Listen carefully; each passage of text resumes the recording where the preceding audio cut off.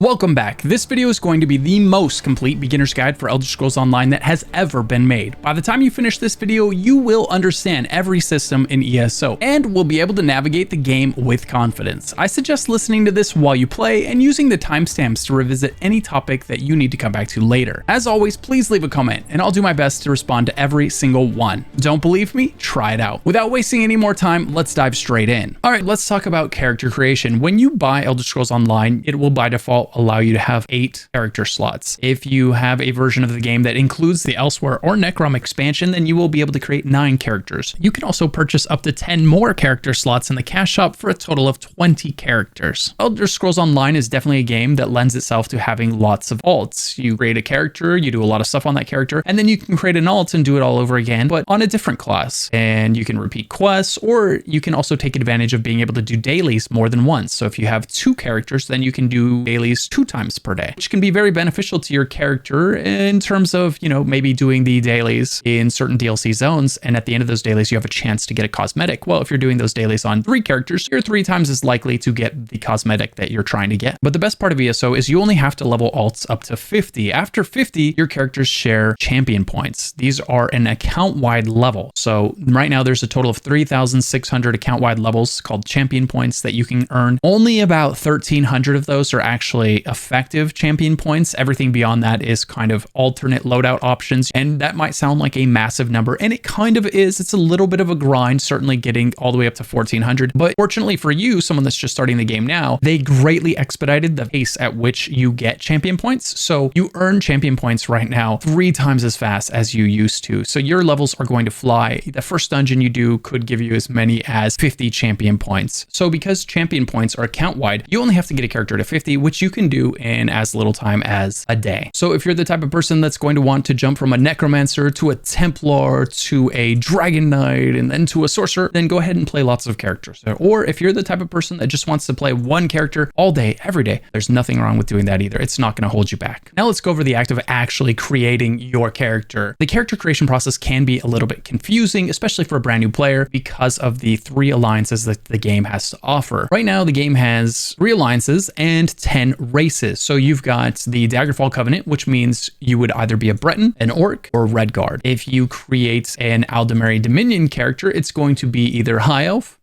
Wood Elf, or Khajiit.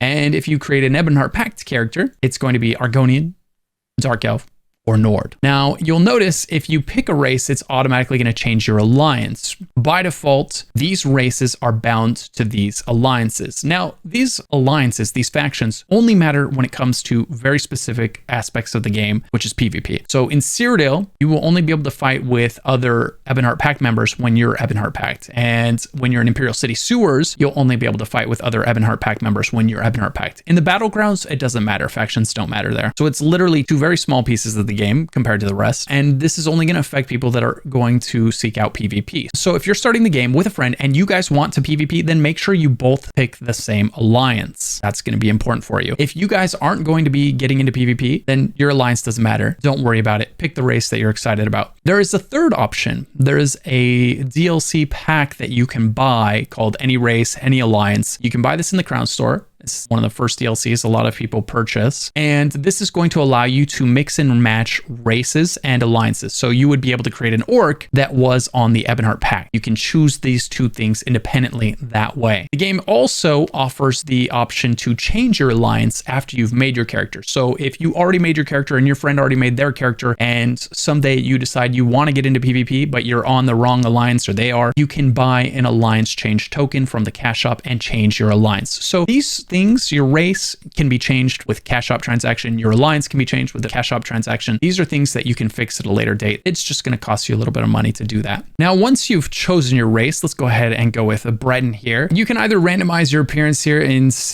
hope it picks something decent or ridiculous for you, depending on what kind of look you're going for. Or we could go with female, same thing. We could randomize here, and this is a good way to see the wide range of options that you can eventually have. And we can go ahead and fine tune this look. So let's say we were gonna go with this girl right here, and the first thing you could pick is your class. But first, let me tell you a bit about one of the sponsors that makes these massive videos possible. Sometimes you just want something a little different, and that's where Watcher of Realms comes in. An innovative fantasy RPG that immerses you in a captivating world filled with awe-inspiring visuals and lifelike 3D hero models, all brought to life by top-notch audio-visual effects. A new experience awaits in Watcher of Realms, featuring a dynamic 360-degree real-time battlefield where you can command a diverse array of heroes across dynamic maps, employ strategic maneuvers to thwart adversaries in the sky, on land, and in the water, utilizing your hero's unique attacks and abilities. The game's quick 2 to 3 minute levels and user-friendly upgrade system that lets you upgrade and equip heroes with one click without the need for extra resources makes Watcher of Realms the ideal gaming experience, accessible anytime, anywhere. Engage in epic encounters with powerful bosses, including massive dragons and formidable stone men. Each adversary presents distinct abilities and mechanics, putting your team's skills to the ultimate test. As the holiday season approaches, dive into a festive themed camp, adorned with special decorations and enticing rewards. Accumulate hero shards to unlock a legendary hero for free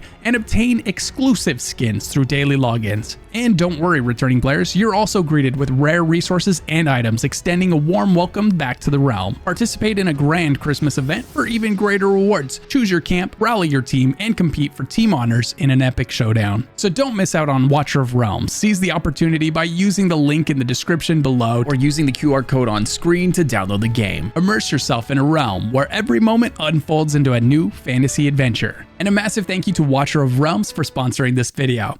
Let's get back to it. You can choose Dragonite, Sorcerer, Nightblade, Templar, Warden, Necromancer, or Arcanist. These are the 7 classes currently in the game. The first 4 are your base game classes, and the last 3 are your expansion classes. The Dragonite deals with a lot of poison and fire. The Sorcerer deals with a lot of lightning and wind. The Nightblade deals with like shadow magic and blood magic and stealth. The Templar deals with light and sunlight and that type of damage. The Warden is more of a nature / summoner kind of class. You have animal companions like a bear and earth magic like trees and flowers and things like that. And then there's the Necromancer who raises the dead and has a lot of undead magic and stuff like that. And then last but definitely not least is the Arcanist, who uses abyssal magic like shooting tentacles out of their arms and runes to buff themselves. All of these classes can do all content in the game. There is no class that is the wrong choice. If you're ever curious which class is currently the best, just look for one of my which class is best this patch guides on my YouTube channel. I usually put a couple of these out every year just to make sure that they're always up to date for you guys. I also have class tier lists on my website. I'll put links to these things down in the description below so that you guys don't have to go hunting around YouTube or the internet for them.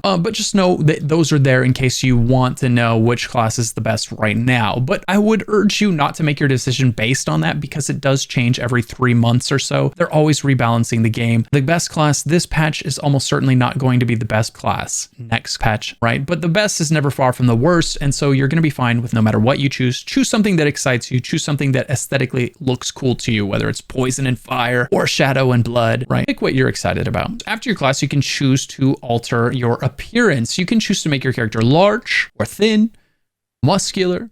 It's up to you, or somewhere in the middle. You can change their heights, you can change their skin color, you can change body markings, you can change torso sizes, right? It's got everything that you would normally like to change in these types of games. It's got chest slider, it's got a posterior slider, and what else does it have? Foot, leg, right? It's got just about everything that you could possibly want for sure. It's one of the most involved character creators in the MMOs that are out right now. You can change your voice, and again, on your face, you can make it soft, angular, or heroic, and hairstyles you can mess around with. There's an age slider. You can definitely make them look older if you'd like to, you know, whatever you're into. And if you don't know, feel free to just hit that randomize slider until it gets close to something, and then you can fine tune it from there. I do that a lot when I'm making my alts. I made like 15, 16, 17, 18 characters by now. And if I don't start by randomizing something, I always end up with a character that looks the same as all my other characters. So I usually start by randomizing until it ends up with something that looks kind of cool to me, and then I'll go in and fine tune it from there. Once you've settled on a look for your character, you can go ahead and name it. All right, and then create. And you'll be given the option to play through the tutorial or skip the tutorial. It doesn't matter which one you choose. If you play through the tutorial, it's going to eventually drop you into a room that lets you pick a portal that takes you to any expansion the game has come out with so far. If you choose to skip the tutorial, it's going to put you in the newest expansion that you own. So if you own High Isle, it's going to drop you at the beginning of the High Isle story. Whether or not you do the tutorial, you can start in any zone that you want. For this video, I'm going to go ahead and skip the tutorial just to show you what happens when you get into the game and what you can do from there. All right, like I said, so since I own High Isle, it's dropped me in High Isle right in front of Jakarn here. And the marker over his head, that is an important marker. That is a main story quest marker, or in this case, a zone story quest. So every zone in the game has a zone story attached to it. So if you go into that zone over here on the left, you'll be able to see what % of the map you've finished and how many of the quests you've done or how much of the zone story. Cyrodiil is a PvP zone, so it's only got one zone story. It doesn't have a lot of PvE, it has a ton of PvP though. If we go to Lanumbra, you can see here 0 out of 24 of the zone story quests completed. So you can always open this up and look over here and see what you have and what you don't have done. Right off the bat, you can teleport to any expansion zone in the game. So if you want to go to Somerset, or if you want to go to Elsewhere or Southern Elsewhere, Northern Elsewhere, any DLC zone that's come out, there will be a shrine for you to get to it. So like I said, it doesn't really matter if you do the tutorial or not. You'll be able to choose where you go from there. You've got two options when you load into the game. You can either do the game in order. I'll put a link to how to do the game in order because the game doesn't make you do it in order. It just drops you in like this. We're here, we're in this zone, and it says, okay, go do what you want to do. Literally, that's it. You can go do whatever you want to do from this point. If you want to experience the game in the order that it was written, in the order that it was made, then use the link down in the description below, and that's going to teach you how to do this game in order. Otherwise, just pick a zone that looks cool to you. If you don't want to do the base game, then I would start with Vardenfell and go from Vardenfell to the Clockwork City to Somerset. That's the best story arc in the game by far. But it's made all the better if you do the preceding content, because once upon a time, there was a story order that you had to play the game in. ZOS just removed that and made the whole game all one level.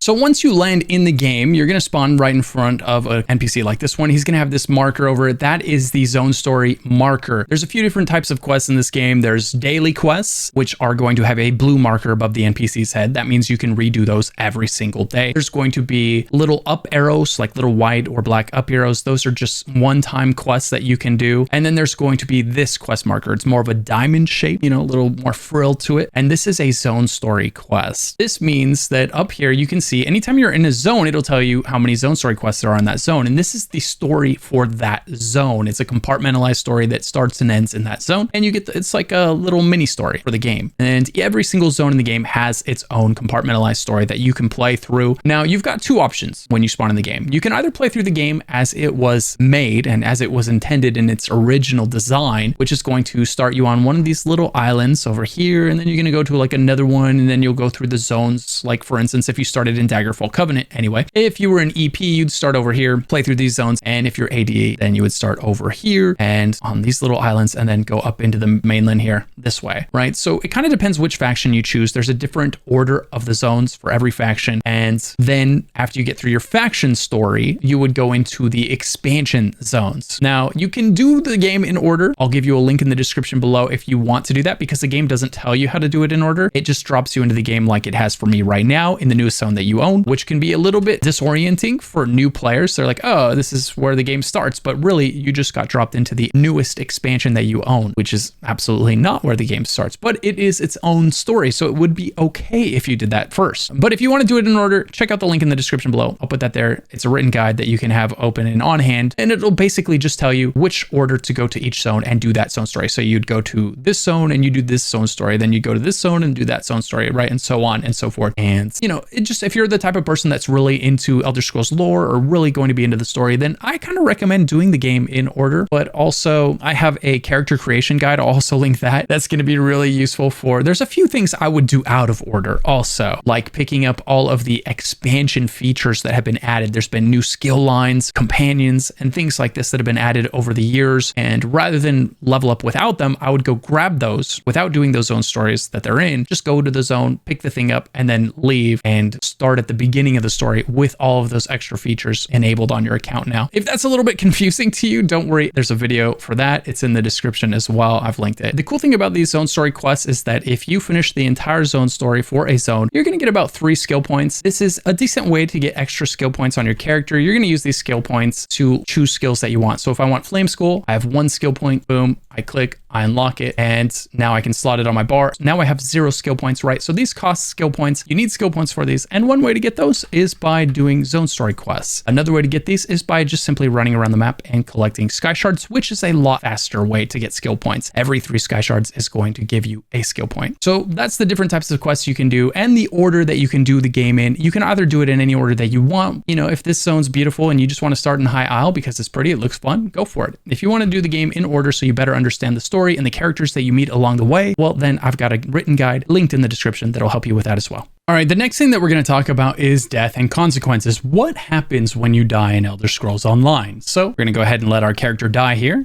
All right, so we've died. So what does this actually mean? Well, you've got a few options. You can see here at the bottom of the screen, it says you can res here and use a soul gem. You could also res at a way shrine if you don't have a soul gem, or maybe that's just where you want to be anyway. So if you choose the way shrine option, it's just going to take you to the nearest way shrine, which is not far away from me right now. That would be something I could do, or I could use the gem to resume my battle with this enemy and get revenge on it. Soul gems have a couple of uses in Elder Scrolls Online, one of which is resing yourself when you die, and another is resing your teammates when they die. So in dungeons and in trials, like if you're in combat, you can't res yourself. Someone has to res you until you get out of combat. Then you could res yourself, and you would need a soul gem to res yourself. Likewise, if one of your teammates dies, they need you to res them, and you'll need a soul gem on you in order to res them. So you always want to have a nice chunky stack of these on you. You're almost always going to have way more than you need. I usually get excess. I'll have multiple stacks of 200, and I always sell the excess. I never carry more than 200 on me. So anytime I have a stack of 200 and then a stack of 20, I'll go sell the stack of 200. It's about 6,000 gold, which is actually a really nice income. Just chucking these things when you have excess. It's a good bit of money to help you get going early on. Empty soul gems will turn into filled soul gems kind of naturally while you're playing the game. So just know that you need some of these, but enemies will drop both soul gems and filled soul gems. So in this example, let's go ahead and res in place. We're going to use one of my soul gems. And what's going to happen is you're going to be ethereal. You'll be a little ghost real quick, and you'll be invulnerable to damage. You can kind of sort yourself out, move yourself away from the enemy and get your composure again. And then after a few moments, boom, you're back and you could go and fight that enemy. Another use for soul gems is your enchants on your weapons. Weapons have enchants that you have to maintain their charge on. And the way you charge them is by using one of your soul gems. So right here at the top of this, you see that little blue bar and it's filled up. It's like 90% full, right? There's a little gap on the left and the right side. I can right click this item and then click charge and then choose the soul gem, and it's going to fill that back up. Now, if we look at it, the blue bar is completely full. If your charge goes all the way to 0, then your enchant stops working. This weapon's fire enchant, right? So it'll occasionally do 2,838 flame damage to my enemy. That is because of the charge on the weapon. So you always want to keep your weapon's charge on, and you do that by using a soul gem. So when your charge gets to 0, don't worry, you don't have to buy a new item. And like I said, you're going to have way more soul gems than you need. So when you use these to charge your weapon, it's not a big deal. Okay, next up, let's go over the user interface. Mine might look just a little bit different than yours because I am using some add-ons, whereas you probably don't have add-ons installed yet. The first thing that's worth knowing is you've got your chat box here. You can grab the chat by the word chat, and you can drag that anywhere you want. You can reshape it by grabbing the corner and make it any size you want. It's totally up to you.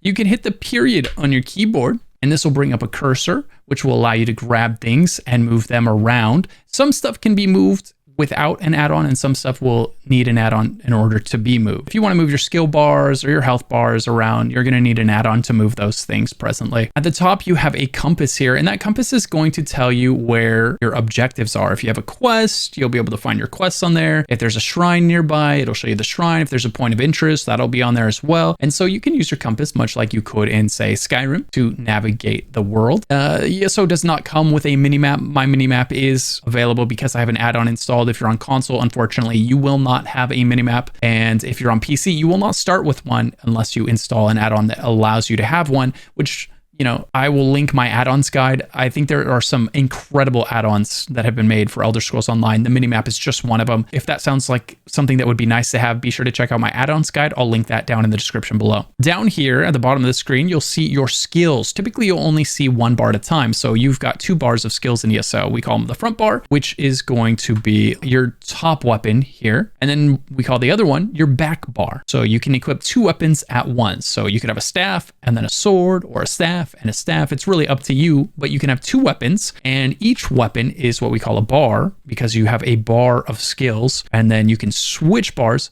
and then you have another bar of skills. So you can have a total of 12 different abilities slotted, 5 abilities and an ultimate on each bar. By default, you'll be able to see 5 abilities and 1 ultimate, and then you'll swap bars and you'll be able to see the other one. I have an add-on that lets me see both bars at the same time. Next to that, you have your active consumable on display. You can change the consumable that is active by holding down Q and selecting it from your QuickSlot Wheel. So right now I have a potion active, so every time I press that button, my potion would go off. Or I could change to my food and then eat my food, and that's going to give me a food buff. The way you change the buffs and the consumables that are on the bar is you open up your inventory, then you click on the quick slot button, and now you can drag anything you want from your inventory over to here and replace the items or put them on there if you don't have anything there yet.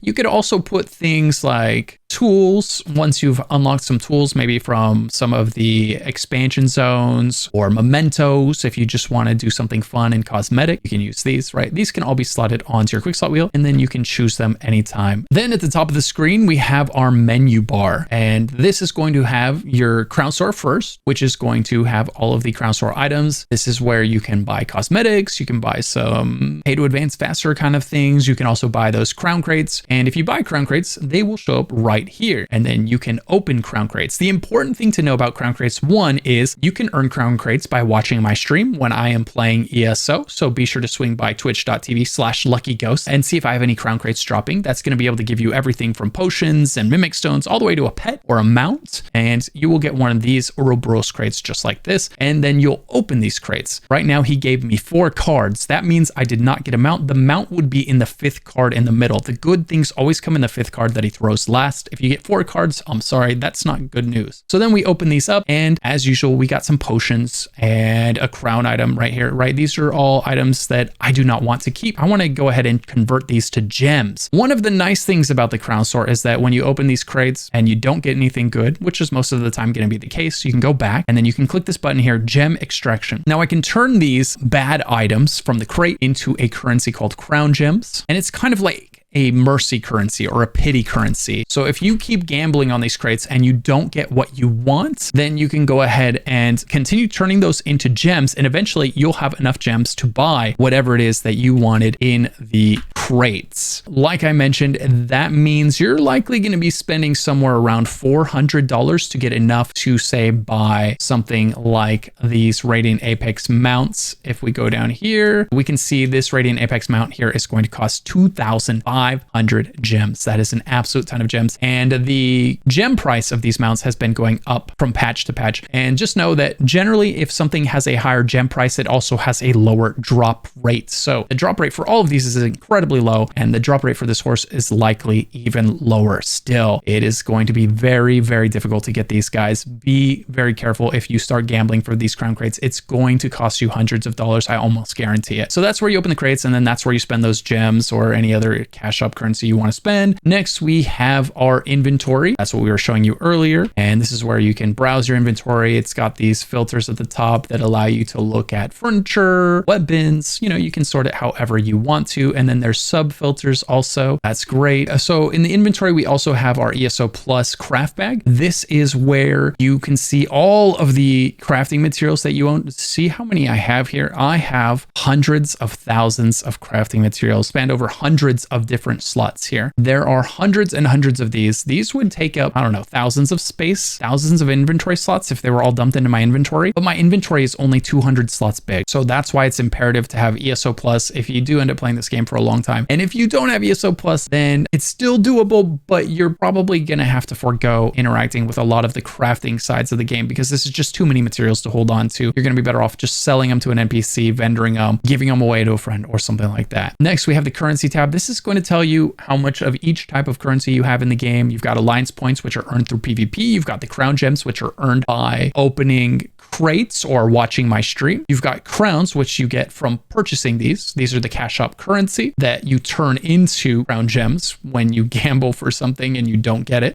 You've got event tickets, which or every month there's an event in ESO, and usually that event will give between 2 and 3 tickets a day that you can use to buy some kind of cosmetic that is unique to that event. Then you've got your gold. Gold in ESO is going to be used for a lot of things. It's going to be used to buy upgrade materials. It's going to be used to buy items off of guild traders. It's going to be used for upgrading your bag space, right? Gold is used for a lot of things. As a new player, I would recommend spending your gold. The first thing you're going to spend your gold on is upgrading your bags and upgrading your bank space. You will never regret maxing out your inventory space and your bank space. So I say dump all your gold there first, as well as upgrading your mount at the mount trainer. I would start with speed if I was you, because you're never going to feel like you're moving too fast in ESO. It's a massive game with lots of land to cover, and getting that mount speed early really helps. Next, we've got your outfit change tokens. This is just going to let you change your outfit. Next, we've got without paying the gold fee that's associated with that. Not a big deal, honestly. And then we've got Seals of Endeavor. This is the free currency that was added to the game that you can use in lieu of crown gems. So if you want one of those really spicy mounts I was showing you earlier, there is a way to get those now without spending real money. But to get that mount that I was showing you, it's likely going to take you about 10 to 12 months of doing these daily quests. There's 3 dailies every day, and you have to do them every day for about 10 to 12 months, as well as there's 1 weekly you can do every week, and you've got to do that every week for about 10 to 12 months, and then you'll be able to get the mount. Unfortunately, the cash shop rotates mounts every 3 months. So if you see a mount that you like right now, you probably won't be able to get it with these seals. It's best not to look at the cash shop until you have enough seals to get a mount and then start looking at it. Otherwise, the FOMO is going to get the best of you. Next, we have the Telvar Stones. The Telvar Stones are earned in PvP. These are specifically earned in Imperial City. That's a PvPvE zone where you can fight NPCs or you can fight players, and much of the reason for being there is to earn this currency specifically. Then you've got Transmute crystals. These are a very important currency in ESO. You get these from doing random daily dungeons or for participating in Cyrodiil, and these allow you to retrait your items. Every item drops with a trait on it, like Divines, which increases your Mundus effect, or some other trait. And those traits are very important in ESO. They give you a very important stat. You can use these transmutes to retrait the item or to recraft it from scratch once you've already found it. I'll go over the transmute system in much more detail later in the video, but just know it's an important currency. There's a lot of reasons for it. Then we've got Undaunted Keys.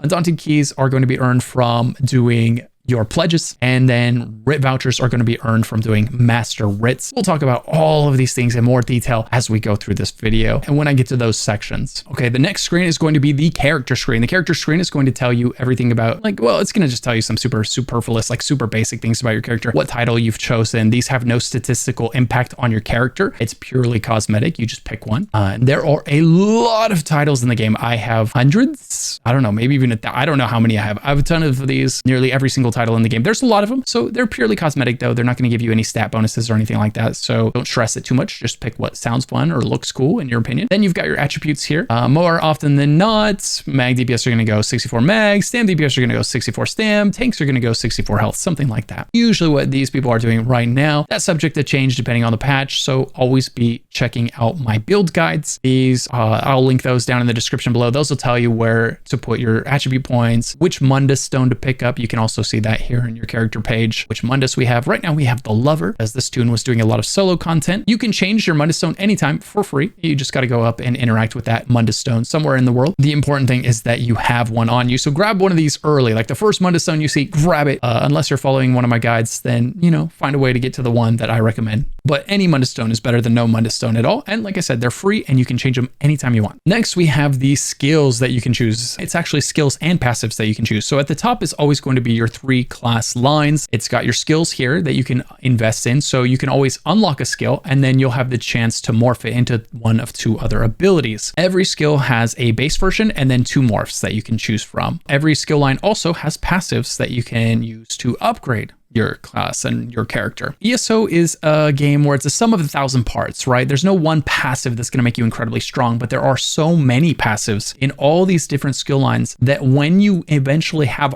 all of them, they add up to making your character incredibly strong. Generally, you're going to want to grab all your class passives. You're going to want to grab all of your weapon passives for whichever weapon types you're using. You do not need to grab weapon passives for weapons that you're not using. Those won't help you. Grab the armor passives for the armors that you're using. So if you're using medium armor and light, or medium mostly or entirely, just grab medium, right? But if you're wearing a little bit of light, definitely grab the medium. Definitely grab the light armor passives as well. ESO lets you build your character any way that you want. And what this means is you can create incredibly powerful characters and you can also create paperweights. You can create absolute messes of characters. It's very easy to make a character that is not very combat effective. It might be fun, but it might not be very strong. You know, that's one of the great things and the bad things about unlimited character customization that ESO offers you. So if you feel like your character's a little weak, or if you feel like you see other people that are a lot stronger than you, definitely check out one of my written guides. But when you first start the game, you know, I highly encourage you to go around, spelunk, explore, and, you know, unlock the skills that look cool to you. You can always respec it later for very cheap. And you get 1 free respec at level 43. So, you know, don't stress. When you're ready for a best in slot build for your character, then go ahead and check out my link down in the description below for build guides. I have build guides for solo content, for group content, you know, for raid content, whatever you're looking to do, and more. Okay, next, let's talk about race. Which race should you choose? First, let's start with the meta. Stamina DPS are either going to go Dark Elf and even Khajiit. These two are neck and neck right now as far as raw damage output goes. Followed closely behind by Orc, and then ironically High Elf puts out a ton of damage, and then Redguard and Wood Elf are going to be your sustain races. These are the ones that have passives that are going to improve your ability to cast lots of stamina abilities without running out of stamina. These are especially useful when you're lower champion level, where it's usually harder for you to sustain. Later on, your sustain gets a lot better because of your champion passives, and these become much less necessary. For the mag DPS, we've got High Elf as your best in slot race, followed very closely by Dark Elf and Khajiit. Next, in an interesting change of pace, we've got Orc, which is typically a stam toon, but since they have a spell damage line, they actually put out a decent amount of Magicka DPS. And then we've got Breton, which is your sustain race for Magicka DPS toon, which simply means they're able to cast more magic spells for longer without running out of resources. Same with the Redguard and Wood Elf for stamina. This is more useful early on when you don't have the champion points that are going to allow you to have better sustain. This is also insanely useful for solo builds where you don't have people in your party that are giving you buffs that improve your sustain. So Breton is actually a really solid choice for solo mag DPS, and Wood Elf and Redguard are fantastic choices for solo stam DPS. Next, we've got the healer and tank roles. The best in slot healer class right now is Breton for the sustain. Runner-ups are going to go to Argonian, High Elf, Khajiit, and Dark Elf. And then the best tank class is going to be Nord, followed closely by Imperial and Argonian, and even Redguard is not a bad choice. Do you have to pick one of these? What if you don't like the meta options? Well, don't worry. These are just suggestions. These are just the ones that perform the best. But even the worst performers for a role are still going to be able to do all the content in the game, albeit it will be a little more difficult for them. The only place in which it really matters which race you pick is going to be in the very end game content, where you want every advantage you can get just so that you have a chance at taking down the content that you need to take down within the time limits that are imposed upon you. Okay, so now let's dive deep into each one of these races' passives and talk about which of their passives are actually useful, which ones you should pay attention to, which ones you should ignore, and what makes them tick. We're going to go through this list alphabetically, so let's start with Argonian. Argonian gets 1,000 of each resource, which makes them a really well-rounded race. They get 6% increased healing done, which is one of the reasons that they're fantastic healers. They also get a disease resistance line, which I'm going to be honest with you, these two right here, we don't think about much. They're there, but they're not making a huge impact on any content in this game. This here is massive though. They get 3,125 health, magicka, and stamina every time they drink a potion. Typically when someone drinks a health potion, they get health and nothing else. If they drink a stamina potion, they get stamina and nothing else. And if they drink a magicka potion, they get magicka and nothing else, but not the Argonian. It's a tripot for them, which are actually very expensive potions most people have to buy. Argonians use any potions and they get a tripot for free, which means it's going to give them all 3 resources every time they drink a potion. This passive is especially useful for tanks who are constantly draining all 3 resource pools. And then we have the last passive line, which I'm going to go over for every race, and I want you to ignore this one when you're choosing your race because it doesn't matter. The reason this one doesn't matter is because it's always going to give you some kind of boosted XP, right? To a skill line, a weapon line, or an armor line. It's something that doesn't matter past the first 1% of the game. Your character's going to max out that skill line within the first week or 2, and then you play this MMO for months or even years, and this line right here is doing absolutely nothing for you because it's so easy to get to max level on all of these skill lines. This passive on every race should be ignored when you're picking your character, and think of it more like, oh, I picked Argonian, bonus, I get Resto Staff skill line XP. But this should in no way dictate which race you play, because after the first week of being on your character, it no longer matters because the skill line is going to be maxed out with or without this passive. Then it gets 50% swimming speed, the most RP passive in the game. There is no real water content in this game, so this passive is mostly a meme. Breton, 2000 max magicka, minus 7% of magicka abilities cost, 130 magicka recovery. These 3 right here are the heart and soul of the Breton. This is why we pick them for mag tunes. This is why healers choose them. They have fantastic sustain, unmatched by any other magicka race. This sustain is perfect for healers, it's perfect for magicka damage dealers, and they get spell resistance, which is fantastic for solo builds. I really like running Breton on a character I know I'm going to be doing almost exclusively solo content on, because when you're soloing, that's where you're most likely to run into resource management problems. You don't have a healer throwing you resources, you don't have a tank buffing you. It's you alone that's responsible for making sure you don't run out of resources. So all of these passives are really nice. You will very often be burning, chilled, or concussed, so you'll get an additional 2310 resistances. This right here is going to be why this is a fantastic solo class. On top of the sustain, which is really difficult to manage when you're soloing, you get quite a bit of spell resistance, which is really nice, as you will be taking all of the damage when you're soloing. You won't have a tank in front of you, so this is going to help to mitigate some of that damage for you, which makes Breton a really nice solo race, my favorite for magicka tunes. And then we've got the last one, which I've asked you to ignore when considering a race, right? We get 15% light armor skill line XP. Great, you're gonna level up your light armor a little bit faster. Doesn't matter, because instead of being maxed out in a few days, it's gonna be maxed out by the 4th day of the character, at which point this may as well have never existed. Also, you get 1% bonus alliance point gain, which isn't nothing, but it's really close to nothing. Next, we've got Dark Elf, which is going to be one of our jack of all trades races. They get max stamina and max magicka. They get weapon damage and spell damage, which makes them one of the best in slot races for both stamina damage dealers and magicka damage dealers. So if you don't know if you want to be a stam DPS or a mag DPS, you can pick Dark Elf and be ready for either one. Then they've got a massive 4,620 flame resistance, which is actually a pretty substantial amount of flame resistance. Recently, they doubled the amount of flame resistance they get to make this buff matter, and it worked. This can be pretty nice in certain content where you're taking a lot of fire damage. And then last and definitely least, we have the Superfluous line, which is going to give us dual wield XP and minus 50% damage from lava. There is no content in which this is going to be relevant. Nobody should be standing in lava, and if you stand in lava for very long, you're going to be dead anyway. 50% less damage or no. Next up, let's go over High Elf. High Elf is the best in slot mag DPS race because they get 2000 max magicka and 258 spell damage. If you notice here, that is barely edging out the max mag for Dark Elf. So they are just a hair better, and I mean just a hair. It's very, very close between the High Elf and the Dark Elf, but the Dark Elf has the ability to go mag or stam, so it's really not a bad choice to choose Dark Elf. However, High Elf does also get restore 625 of your lowest magicka or stamina after activating any ability. So they've got a nice little sustain passive built in here, which is actually pretty useful. They also get a 5% damage reduction while casting abilities. We don't cast a lot of channeled abilities. This might come in handy if you are using a channeled spammable like Crystal Shards on a source chart. For a lot of classes, this is not going to do anything for you. Then we have 15% destruction staff skill line and 1% 5% generic XP gain. Again, it's not nothing, but it's very close. High Elf will be an excellent choice for anybody that wants to be a Magicka DPS toon. And in a recent patch, they were also given weapon damage, making this best in slot mag DPS not a bad choice for stamina DPS. Next, we have Imperial, who's great for tanking and for PvP. You get 2,000 additional health, you get 2,000 stamina, and most importantly, you get minus 6% costs of all your abilities. This is great for your sustain, and this applies to your ultimate as well. This means you can cast your ultimate 6% sooner because it costs 6% less to cast it. And then for our superfluous line, we've got the 15% one-hand and shield skill line XP and 1% extra gold gained. Next, we have Khajiit, the other jack of all trades race. Khajiit is going to give you max health, mag, and stamina. They're also going to have 100 health recovery. Then they're also going to have 85 mag and stam recovery. So you see they're getting mag health and stam. Then they're also getting mag and stam recovery. Then they're getting crit damage to both mag and stam damage. And they're getting crit healing in case you want to be a healer with this character. Khajiit is the most well-rounded race in the game, best suited for every role in the game. They've got mag recovery, stam recovery, health recovery. They've got crit damage and crit healing. Literally, they have every role in the game covered, whether it's a tank, a healer, or a DPS. And then they've got this RP passive down here, which is going to reduce the range in which they're detected by 3 meters. This is never going to come in handy in group content. It can be useful while you're soloing around or RPing or thieving or questing, but generally in group content, you're never going to be sneaking anywhere. It doesn't really work out that way. And then we've got our superfluous passive, 15% medium armor skill line, and an actually useful passive here, 5% chance to pickpocket. This one right here is not bad if you're going to go around pickpocketing or using that as a way to make money. You can do that, an additional 5% chance, so that your chance to succeed on a pickpocket is 80 or 85% instead of 75 or 80%. Can be really nice. Next, we've got Nord, which is considered to be the best in slot race for tanks by most of the player base. Nords get 1,500 max stamina and 1,000 health. They also, most importantly, get 2,600 physical resistance and spell resistance, and then an additional 4,620 hold resistance. That is a ton of resistances to damage that they get for free. Other races, if they play tank, they've got to go and acquire these types of resistances by putting on gear. But not the Nord. They get it built in as a racial passive, which is a large part of why people choose them for tanks. And just like the other passive I talked about earlier, this one was recently doubled to make it a more meaningful passive. It used to be 2310 and now it's 4620, which means it's now something that's pretty exciting. They also get 5 ultimate generation whenever taking damage. Well, as a tank, they're always taking damage, which means every 10 seconds they get an additional 5 ult charge, which is great. One of the things tanks are doing the most in this game is casting their support ultimate to make their DPS do more damage or to help them survive. Either way, this is incredibly useful for a tank. And then finally, we've got the two-handed skill line XP. Again, please ignore this one when you're choosing your race. It doesn't matter. And then finally, we've got 15 extra minutes on a drink buff. This is nice if you're using a drink buff. 15 minutes is a decent amount of time. These buffs typically last for 1 to 2 hours. So 15 minutes on top of that is not bad. Next, we have the Orc. Orc used to be the best in slot race for stamina DPS, but they got a little bit of a nerf and some other races got a buff, making them now maybe the 3rd best in slot for stamina DPS. They get 1,000 max stamina, they get 1,000 of their max health, and then they get a 2,125 heal whenever they deal damage every 4 seconds. So this works out to be a little over 500 health per second that they end up having come in because of this passive, which is kind of nice for solo. It's not incredibly useful in group content. They also have 258 weapon damage and 258 spell damage. Because of this line right here, they're actually decent as a mag DPS choice, which is kind of weird, but this was added, so there it is. They've also got a 10% sprint speed bonus and minus 12% sprint cost, which is incredibly useful for melee DPS as you're constantly trying to close ground on enemies, which means you're sprinting, and it's costing you 12% less to do so than other races. And then last and definitely least, they get their heavy armor skill line XP, which you should ignore, and then they also get a 10% inspiration bonus, which means when you deconstruct gear, your crafting bench levels 10% faster. And just like your heavy armor skill line, your crafting benches will be leveled in a matter of days or a couple of weeks. They'll be max level, and then this passive line, again, it's going to be doing nothing for your character, so do disregard it when choosing your race. Next, we have Redguard. Redguard gets 2,000 max stamina, minus 8% weapon ability cost. For these reasons right here, it's an especially good stamina DPS class, particularly when it comes to sustain. Great for low CP characters or new players, decent for tanking, but with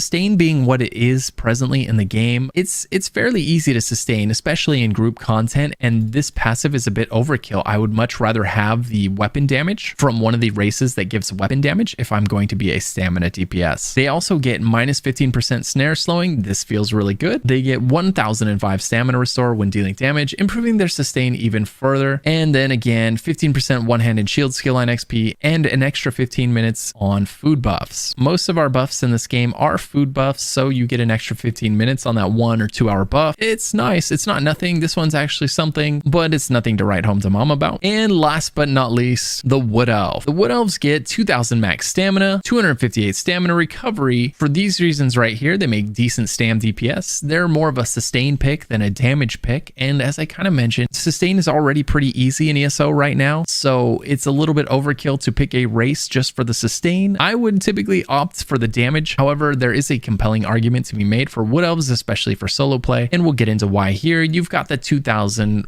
poison resistance and disease resistance, which is another thing where you don't really notice it or think about it while you're playing the game. You get 3-meter stealth detection. Again, you don't really notice this, especially in PvE content. This might come in useful in PvP. They get a constant 5% move speed bonus, which is nice. 5% is something. It's not a lot, but it's something. They get 950 physical and spell penetration. And this is probably the most interesting line that I see here. Stamina tunes right now are struggling to penetrate the enemy's resistances, and especially while soloing, it's pretty difficult to meet the pen cap. So for this reason, Wood Elf, you know, you can make a pretty good argument for Wood Elf despite not getting that weapon damage line. They do get max stamina, and they are getting some free penetration that other stamina races don't get, which can allow you to spec into more weapon damage to kind of help balance things out. They also get 10% fall damage protection, which means you're going to take 10% less damage when you fall from something. Fall damage in ESO is pretty significant. It's pretty punishing. There was a passive built into the game called Break Fall now. It's in the champion point tree where you get 35% fall damage reduction. So this 10%, it wasn't very much before, and it's even less significant now with that other CP passive being built into the game. It'd be cool to see them increase this and make it a little more interesting for Wood Elves. And then you get your 15% bow skill line XP. Again, ignore this. It doesn't matter. Do not feel like you have to go bow because Wood Elves have a bow passive. I can't express how important this is not, right? This doesn't matter. Ignore this line. And then, of course, you should very much be aware of the fact that Wood Elves are known to eat friends, neighbors, and family members. Be wary. Wood Elves are cannibals. Due to the Green Pact, a tree in the forest told them they are not allowed to eat green things. They must preserve the forest. And so it instead said, you have to eat people. And Wood Elves do this. This is written into the lore of the game. If you don't believe me, go ahead and Google Green Pact and see what that's all about. Think of them as like anti-vegans. Wood Elf mains, don't get mad. I'm just the messenger. All right, now let's talk about attributes. I touched on them a little bit before, but now we're going to dive all the way in. You're going to get a total of 64 attribute points while playing Elder Scrolls Online. You get these every time you level. Sometimes you'll get one, and sometimes you'll get more than one when you level, depending on the level that you are. Once you get to 50, you will no longer get any more attribute points. You'll be capped out at 64 total. If you're a Magicka DPS, you're likely going to go 64 Magicka. And if you're a healer, you're going to go 64 Magicka. If you're a stamina DPS, you're likely going to go 64 stamina. And if you're a tank, you're probably going to go almost entirely into health and maybe just a little bit into stamina or Magicka. Usually tanks are going to want to have a little more stam than Magicka so that when they grab synergies, they get stamina back and not Magicka. That's more of a finer detail that'll be explained in one of my build guides. The reason that we presently pump all of our points into either Magicka or stamina is because it's going to make you have more of that resource. So if you put 64 into Magicka, then your Magicka pool will be bigger. If you put 64 points into stamina, then your stamina pool will be bigger. Instead of having 13,000 stamina, you'll have 36,000 stamina, that sort of thing. And your damage that you do is in part based on the size of your resource pool. So what you want to do is make one resource pool as big as possible, and then when it's determining how much damage you're doing to the enemy, one of the things it asks is how big is their biggest resource pool, and that's factored into the formula. So if you're a Magicka toon, you're going to be wearing a lot of gear that happens to give some Magicka, so then you want to pump all your points into Magicka so that that Magicka stat is really big multiplier when it calculates your damage. Same thing for stamina. And when you're a tank, tanks in ESO just, they really don't do damage, so they could care less about those two stats. What they want to be doing is not dying. They want to be able to take a ton of damage, and so they're going to pump health. Once you get to 50, you're going to stop getting attribute points, and instead you're going to get champion points. As I mentioned earlier, there's a total of 3,600 champion points, but you're only really going to be using 1,400 at a time. So when you hit around 1,400, you are as strong as you're going to be. At that point, it's just a matter of picking and choosing which stars you're invested in, because you can only invest in so many at a time. So the way champion points work is you have these 3 constellations. Every time you level, you get a point into one, and it rotates. So your first champion level will give you a point into the green tree. The second one will give you 1 point for the blue, and the third one will give you a point for the red. And it'll just continue to rotate like that, a point into green, blue, red, green, blue, red, every time you level, right? And when you go into these trees, you'll see that there's all these different stars. And if you hover over them, it tells you what that star does. So for example, Fighting Finesse says increases your critical damage and critical healing done by 4% per stage. And if you look at this star, it has 2 stages. There's the 1 bar, and if I put points into it, it starts filling up, right? And then right there, now that bar is filled. So now we have 4% crit damage and critical healing. And then if we fill it all the way up, we have 8% from this node. Now, there's 3 types of nodes in the constellations. There are your slottable nodes, which means they don't work unless you slot them. This is a slottable node. So I would have to drag it up here and replace one of these slottables, right? You can only have 4 slottables at a time. And this is to prevent too much power creep from happening from the system. So some of these stars you have to pick and choose between. So you've got your slottables, which are the big bright ones. You can see they're very big and very bright. Then you've got the always on stars, the yellow stars. These are passives that are always on all the time. So you can max these all out. So you're going to max all the yellow stars out. And then you've got the purple stars. These actually open sub constellations. So if you click on it, now you've got a sub constellation with more yellow stars and more slottables. And like I mentioned, you're going to max all of your yellow stars, and then you're going to pick 4 slottables and you're going to slot those up here. And that's how you would handle this tree. This is probably the most confusing part of the game for new players, because there are so many options. And at first it's not very clear which stars are good and which stars are bad. And this is where I highly encourage you to use one of my written guides to, if nothing else, come up with your own build and then go to my written guide and have it help you with your CP usage. And it'll tell you which stars to invest in. And most builds are going to use 90% the same stars. So if you just go grab my CP build, it's going to be perfect for yours. And you're going to have to repeat this process for each tree. So blue tree is going to be your offensive tree. This is where your damage is coming from primarily. The red tree is going to be damage mitigation and sustain. And then the green tree is going to be quality of life things. So like taking less fall damage, 50% reduced cost of your way shrines, right? There's no power in the green tree. The whole point of the green tree is it's supposed to be the fun tree. This is where you can spec into things based on what you're doing. Some of these make you better fisher, some of them make you a better thief, some of them make you move faster, some of them make you use less potions when you're in combat, some of them make you gather better, right? So it's mostly for all of the RP side of the game, the collecting and the skilling and all that sort of stuff. So this is personal preference almost entirely, whereas the blue tree and the red tree are very much going to determine how strong your character is.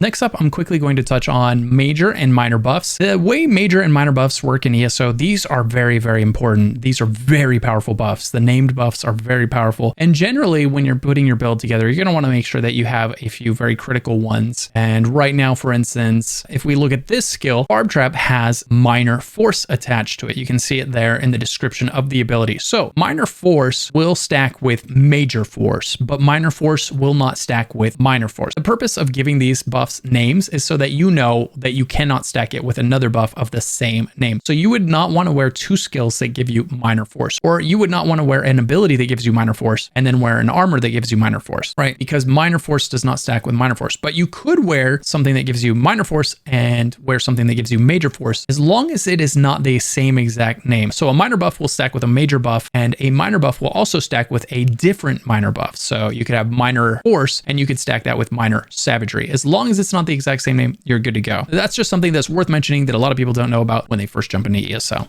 Okay, next up, let's talk about roles. In Elder Scrolls Online, you have your 3 archetypical roles. You have your tank, your healer, and your DPS. Your tank is going to be responsible for taunting all of the mobs, getting them to face him and to attack him, especially the dangerous mobs and the bosses. The healer is going to be responsible for keeping everybody alive and dishing out buffs and synergies for the group. And the DPS are going to be responsible for doing damage and rezzing whoever falls down. Since the tank is busy tanking and the healer's busy healing, it's going to be the DPS's job to res somebody if they go down. If you want the shortest queues and the most friends, go ahead and choose tank. There's not nearly enough tanks in Elder Scrolls Online. Healers are the next in line to be most sought after, and then DPS, well, there's just more than enough DPS. Just like every MMO, there's way too many DPS. That doesn't stop me from maining a DPS. I love to play the role, but just know that you're going to have the longest queues and the most competition for the role if you play a damage dealer. On the flip side though, damage dealers have the most fun questing, whereas tanks and healers can be a little bit of a slow slog through the questing experience because they don't deal hardly any damage. All right, are you still with me? Next, let's go ahead and talk about Mundus Stones. We touched on them just briefly earlier, but let's go in a little bit deeper this time. So Mundus Stones are going to be located all throughout the world. You've got Mundus Stones like the Warrior, the Tower, the Thief, and these are buffs. This is how many there are in the game. Look at them all. You can see them around this perimeter here. There are a ton of different Mundus Stones, each with its varying amounts of usefulness, and it changes from patch to patch which one is the most effective Mundus for your role. So it'll usually be tanks are wearing one, DPS are wearing another, and healers another still. If you want to know which Mundus you should use, as always, go ahead and check out my guides linked in the description down below. But here's how Mundus work. You just walk up to it and then you interact with it. So this is the Warrior. Right now I have the Lover, right? I just interact with it, accept the sign. My character's going to go ahead and suck that on in. And then if we look at my character now, I have the Warrior boon instead of the one that I had before, which was Lover. And it says increases your weapon damage by 238. And if we were to go ahead and take Tower, same thing. It's free. So you can pick up a Mundus, and I highly encourage you to pick one up right away, even if it's the wrong one. Just grab the first one that you see when you're a new player, because it's more important that you have something instead of nothing. Anything's going to be better than nothing. And then, refer to my guide when you're ready to grab the best one for your character. There's two different places that you can find these Mundus Stones. One is in somebody's house. Somebody could have bought them all and put them in their house, like in the house I'm in right now. However, these are very expensive. I don't even want to know how many dollars it took to put all of these in this house. Probably hundreds, I'm guessing. So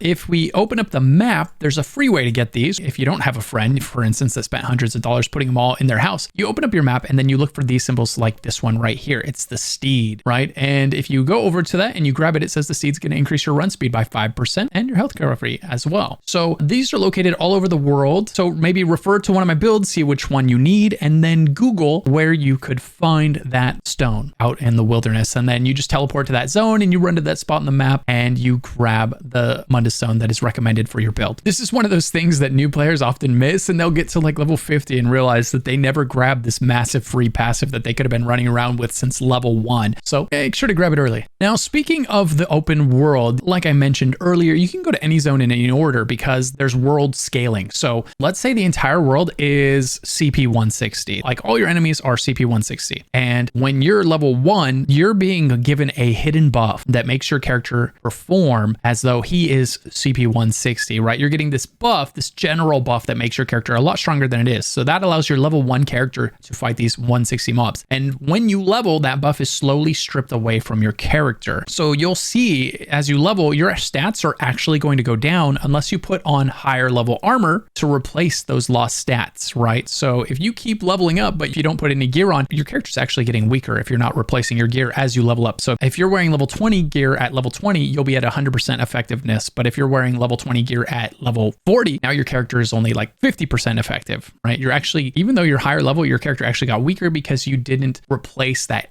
buff that's being stripped from your character. And then from 160 and beyond, you're just pure growth. You're just getting stronger every time you level. That power creep is really starting to kick in, and you're going to notice that your character starts to kind of trivialize a lot of the questing content. It's not going to be, let's say, very challenging for you out in the open world. You're going to have no problem knocking down those world bosses, the delve bosses, and the public dungeon bosses. Anything that is single player, you will absolutely crush. So once you hit 160 and beyond, when it comes to replacing the gear and the power that you're losing as you level up, your weapon is going to be the most important one. And we'll probably talk about that a little bit more in the gearing section, but your weapon is the thing that you want to be the highest level. Your weapon is the thing that you want to be the highest quality. Weapons have the single most damage gains attached to them. All right, next up, we're going to talk about respecking your character. So let's say that you're in here and you're choosing your skills, and then eventually you decide, I don't like this build. It's not feeling great. I want to change my skills. I want to change my passives. Your character is very fluid in ESO. They make it very easy to respec anytime you want. So don't stress about which skills you pick. You can come here and respec for next to nothing. It's a negligible fee. There's two things that you can respec here. One is your attributes, and you just come up to the Shrine of Auriel. These shrines are located in all of the faction cities in the game. So here's the one in Elden Root. You just come here, and then there's the shrine right there, for example, the TP shrine. So you teleport there, and then you just run right over here,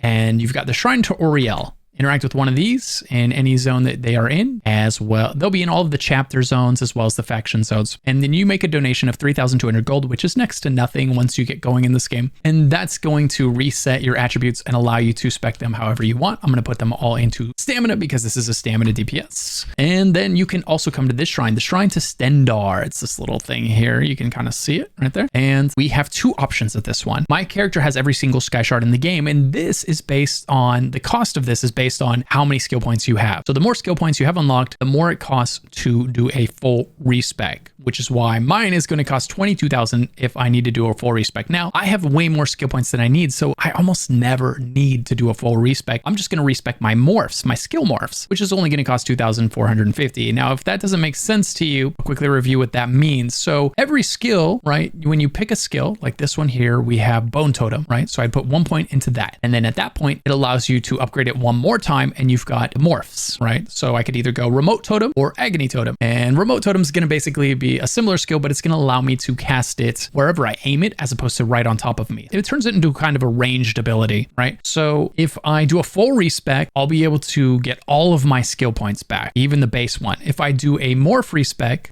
I would only be able to change the morph. I wouldn't be able to take the point out of the base skill. So I would be able to come here, then go to morphs. And if I go to that skill, I can take 1 point out, but I can't take both, right? Because I only paid the 2,000 gold rather than the 22,000 gold. So I can't unspec from the base skill, but I can change the morph, which is almost always going to be enough. So if possible, make sure that you choose the cheaper of the two options. Just re-choose your morphs as opposed to the full price option, which for you is going to be much, much cheaper. As a new player, it's going to be negligible. So if you need to do a full respec, go ahead and do a full respec. It's not going to cost as much until you're way, way deeper into the game and you have so many skill points that this amount of gold doesn't matter. I right now have, what do I have? 65 million gold on this character. So 20K, whatever, it doesn't matter to me. If you do decide to do a full respec, then what you're going to be able to do is you're going to be able to take all the points out of a skill. See, it turned gray. I got all my skill points back. You're also going to be able to take points out of passives as well. If you're doing a partial respec, you won't be able to take these passive points out. Those are going to have to stay and you're only going to be able to take the morphs out. All right, next we're going to talk about one more cool thing you can do in this area right here, which is you can talk to this priest. Now, the reason you would talk to this priest is if you have been cursed by the werewolf curse or the vampire curse, right? So if you're a vampire or a werewolf, he will give you the option to cleanse yourself for a negligible fee, something like 69 gold, no joke, right? So you come here and you then remove that curse. If you turn into a vampire or a werewolf, there's some good things that happen and there's some bad things that happen to you, right? It's a bit of a kiss curse kind of situation. So vampires, for instance, they get some cool vampire passives that reduce the damage they take when they're low, but they also have some downsides, like they take more damage from fire and non-vampire abilities cost more. Similarly with werewolves, you get extra stamina regen and some other cool passives, but you also take more damage from poison. So it's a little bit of a give and a little bit of take when you take on one of those curses. So sometimes you might decide, you know what? I don't like being a vampire anymore. I don't like dealing with the downsides of it. I don't want to manage that. So you come to this guy and you can remove it. He is standing next to these shrines. So every time there is a shrine to Stendarr and a shrine to Auriel, there's also the priest standing next to it where you can remove the curse of the werewolf or the vampire. All right, next up, let's go ahead and talk about Skyshards. This is a Skyshard right here. When you see one of these out in the world, you should grab it. Every 3 Skyshards that you pick up, you get 1 skill point. When you grab it, this will happen. It'll play this nice little animation here. And that when you get a third one, you'll see it just went from 5 skill points to 6. Now I have 0 out of 3. So that'll fill up. Every time I grab one, it'll go 1 out of 3, then 2, then 3 out of 3, and it'll go back to 0 and I'll get a skill point instead. So every 3 that you get 1 skill point to spend in here. You can unlock skills and passives with it. Grab them whenever you see them. You can see them on the map. They have this symbol right here. If you go near one, it'll automatically pop up on your map. That's the game's way of helping you find it if you get close.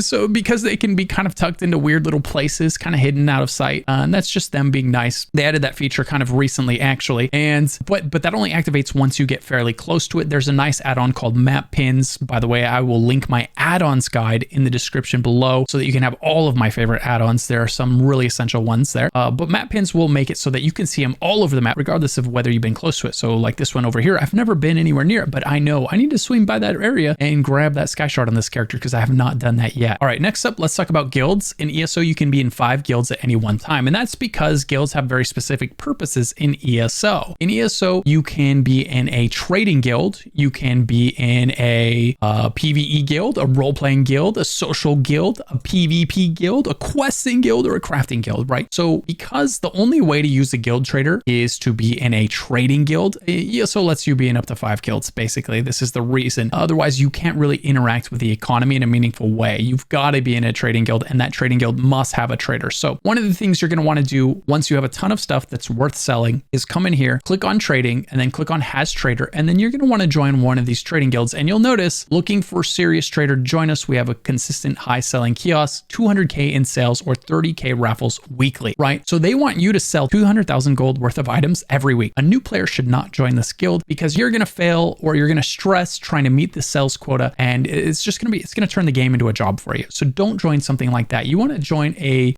casual guild. So you'd be going in here and looking for one that says, hey, we welcome new players, or there's no fees or super low fees, something real easy for a new player to basically join, right? So this one right here, no fees or mins. Let's make gold together. This would be a great one for a brand new player. Likewise, you can use this to search for group PvE guilds. These are what you would use to maybe find a guild to actively do trials and dungeons with. It's going to be a lot easier to join trial groups if you're in a guild that's running trials actively. So definitely take advantage of the guild finder. In order to get to that, you just press G on your keyboard or open up the menu right here, guilds, and then you can click through and search for guilds that you want to join. That is the real player type of guilds. Okay, now let's go over the PvE guilds. These are the guilds that you could pick up and they'll give you extra skills and extra passives to use. And some of these are going to be good for solely that activity. Like Thieves Guild is not going to make you stronger in combat, but it will make you better at thieving. So you'll, like haggling, you can sell your fence items for 10% more. That's nice, right? A little extra income, but it's not going to make you stronger in trials and in dungeons. Same thing with Dark Brotherhood. No power in here, but there is some quality of life and some nice Dark Brotherhood related passives, like bounty heat resulting from a witness murder or assault is reduced by 50%. So you have to pay less bounty if you get caught. Nice little passives in here if you're doing that kind of like RP activity. The other guilds, fighters, mages, Psijic, and Undaunted, these are all going to have skills and passives that help you do more damage in combat. One thing to know about these guilds is if you hover over the bar at the top, it tells you how to level that guild. So if we hover over the bar here, it says improve the skill line by increasing your rank in the Dark Brotherhood, complete Gold Coast story quests, perform contracts, fulfill sacraments, right? So if you're ever not sure how to level a guild that you've unlocked, just hover over that bar and it will tell you. Fighters Guild, destroy Dark Anchors or kill Daedra. Boom, easy, nice, man. So Dark Brotherhood, like I mentioned, this is going to be passives that are mostly just like RP related. Fighters Guild, you've got some really powerful passives in here. These first 4 passives are so good right now. And the skills are being used a lot right now. That's always subject to change. That's just the meta that exists today. So always check my written guides to find the most up-to-date builds and which guilds are in, which guilds are out. This first passive is always going to be useful though. No matter the meta, it allows you to intimidate NPCs. This opens up dialogue options that allows you to skip, let's say, trivial parts of quests. So if you don't have this option, the NPC might say, now go pick up 10 rocks, and you have intimidate. So you could be like, nah, man, I'll bash your skull in if you make me go do that. And he'll be like, okay, never mind. You don't have to go pick up the 10 rocks. And you're like, that's right. Thank you. Right. So this opens up extra dialogue options. It lets you skip some trivial parts of some quests that you would otherwise have to go do. Same with the Mages Guild. It's got some really powerful abilities and ultimates and some great passives. But this first one here is great for every build. It allows you to persuade NPCs, which instead of threatening to bash their head in so you can skip that part of the quest, you can say, hey man, like we're after the same thing here, let me skip the quest, right? Like you can appeal to their sensibilities, right? Psijic, this is a guild from Somerset, and it's got some really cool abilities that come and go from the meta depending on the patch, and some passives that are pretty neat as well. Thieves Guild, this is a great one if you want to do thieving, if you want to go pickpocket enemies, steal things and make a bit of coin, maybe steal some cosmetics or furnish furnishings. You know, there's a lot of cool stuff you can get from thieving, and here it tells you how to level it. You go to that zone and you do the zone story and some of the dailies, right? And you'll help level your Thieves Guild and unlock all your passives that basically make thieving more effective and easier to do. Undaunted, this is a skill line that every build in the game is going to take advantage of. It's going to basically have some cool skills, but very powerful passives, which increase your max resource values. So more stamina, more magicka, more health, and you get more of those things back when you grab synergies. So everybody grabs Undaunted. And if you're looking for a really friendly player guild to join, just join the Discord and request an invite in the request an invite section of the Discord for ESO, and we'll get you right in so that you have new players and veterans alike to play with. You can ask them questions or you can join them in activities, right? No reason to play this game alone, especially when you could be in my guild. The next skill lines we're going to talk about are Scrying and Excavation. You get both of these at the same time from the Greymoor chapter, and these are a 3-step system that allows you to dig up really cool items in ESO. It allows you to dig up furnishings. It allows you to dig up a mount. It allows you to dig up mythic items. These are really, really powerful one-piece items like Ring of the Pale Order, my favorite one that gives you life leech, really effective while soloing, right? The Scrying and Excavation is really cool. So I'll really quickly go over how it works and what it is, but I have an entire video guide devoted to Scrying and Excavation. Make sure you check that out. If you feel a little bit confused and overwhelmed when I go over it right now, you probably will, because that video is like 12 minutes long and I'm going to go over it in like 1 minute right now, but you're going to get the gist of it from here. So Scrying and Excavating, how do you get to it? What is it? So you unlock the skill lines and you're going to get all of these passives. They are all very, very good. The best passive is the last one right here. It says Keen Eye Treasure Chests. This is going to make treasure chests glow so that you never miss a treasure chest out in the wild ever again. What is Scrying and Excavating? So it's going to give you this menu right here. It's the Antiquities menu in your journal. So if you're on PC, you press J, or you click this icon right here if you're on console, right? And you could open up one of these scries that you have available to you, and then you're going to use your skills that you have up here at the top. At first, you don't have very many, right? You start with one skill, but eventually you unlock all these cool skills that help make scrying easier. And the first goal is to connect all the dots by using your skill. So I lit up the tiles and connected all these glowing dots that were in here, right? And now it's like, oh, good, you successfully scried. So it's going to fill that up. 1 check mark for each dot I connected. And if you run out of like scrying power while you're doing that, and you only connect 5 of the dots, then you'll have 2 things. If you only connect 4, you'll have 3 places you have to go search for the item, right? So it says, go down here and scry the item. So we would come over here. Now we're down here in the middle of that blue circle, and we're gonna use our Antiquarian Eye. This thing right here on my Hot Wheel. Now you can see it's selected here. You can get that on the Hot Wheel by opening your inventory, going to quick slots, going to tools, dragging the Antiquarian Eye onto the wheel, right? Then you use it from here. And if you use it, there's going to be this thing that spawns and it's pointing towards, right? The light is going towards your destination. So if you're not sure which way you go, which way is the light traveling from this thing? It's traveling this way and it points right here. Boom. A lot of people, they do this and they don't know you can put the eye on your wheel and have it tell you where in this big giant circle, because this is kind of a small one. Sometimes it's really big and there's a lot of stuff around and it's really hard to see this dig site. So using your eye to point to it is great. Then you're going to get this screen right here. This is where your excavation skill line, that was the scrying skill line. So when you get all those scrying passives, it makes scrying easier. And then as you level up excavation, it makes excavating easier. So at first you'll start with only this little brush, but then you unlock your trowel and your shovel, making it a lot easier to dig up your treasure. You're going to start off by using this as a hot and cold indicator, your auger here. So I always do the 4 corners, right? And I got lucky. I didn't even have to do those. It was right here. So now I'm going to try to pinpoint where, right? Green means it's under this spot. Yellow means you're close. Orange means it's in the white area. You see that white outline? So that means this is telling us some part of the treasure is under this area here. If we follow that white box that it makes, right? And that's why it's hitting this node right here. We know that it is here and it is here. So I'm going to dig it up. I'm going to dig that area right there. So I'm going to flatten this whole area so I can use the shovel. Again, I'm going a little bit faster. I'm not really explaining how to use all the tools. For that, you should watch my complete guide on how to do that. I dug up the treasure. I even got one of the little bonus treasures, and we can further connect these fissures, okay, by having a equal depth connecting all of them, and then using a double charge of the trowel. I know this is, trust me, I know this is a bit confusing because I'm going kind of fast, but boom. And that exposes the other secret treasures, okay? The thing about the secret treasures is they are exposed not in a specific place, but by the number of tiles that you dig up. So this one was under the 6th tile, let's say, that you exposed. If the 6th tile you exposed was here, the treasure would be here. If the 6th tile you exposed was here, then it would show up over here, right? They are not in a set location. It's more of a mini game to unlock, like uncover a number of tiles. So if I would have dug all of my tiles in the top left corner after, you know, digging up this, all of the bonus treasures would have been up here in the top left corner. Hopefully that makes sense. It's just that their location is not bound to any one spot in here. It's bound to a number of tiles that you had uncovered. So really the name of the game after you dig up your treasure, you must do that first, is to dig up as many tiles as possible.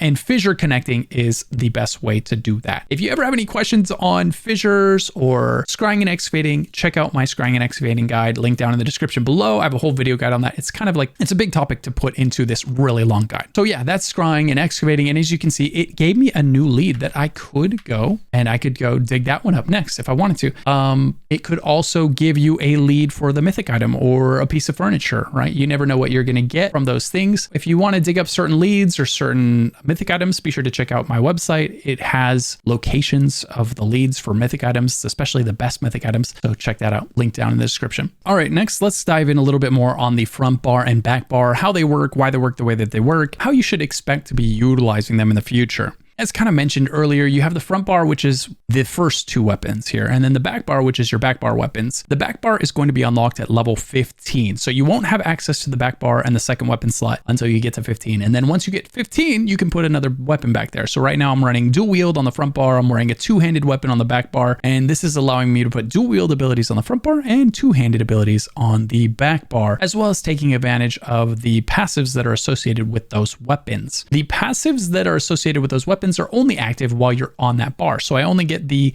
maul passives while I'm on the back bar. When I switch to the front bar, then I only get the dual wield passives. Same with any skills. So some skills buff certain bars. So for instance, like this skill right here, that last line on the description says, while slotted, your damage done is increased by 3%. That is only active while I'm on this bar. When I switch to the back bar, that skill's gone. And so is that 3% buff. Just something to know. Skills that come with buffs while slotted, if it says buff is active while slotted, that means only the bar that it's on gets that buff. When you switch to the other bar, you lose that buff. So you tend to want to put your bar buffers on the front bar and load up that front bar with bar buffers and like a spammable so that that front bar can do the most damage possible. And you want to spend as much of your time there as possible. You dip back into the back bar only when you need to reapply like dots or buffs and things like that. At first, having 2 bars and managing 2 bars is going to feel like you are all thumbs. It's going to feel very funky and very awkward, switching from one bar to the next, looking for the ability that you know is there somewhere. When you have played the game for a while, you'll be switching through, you know, one to the next.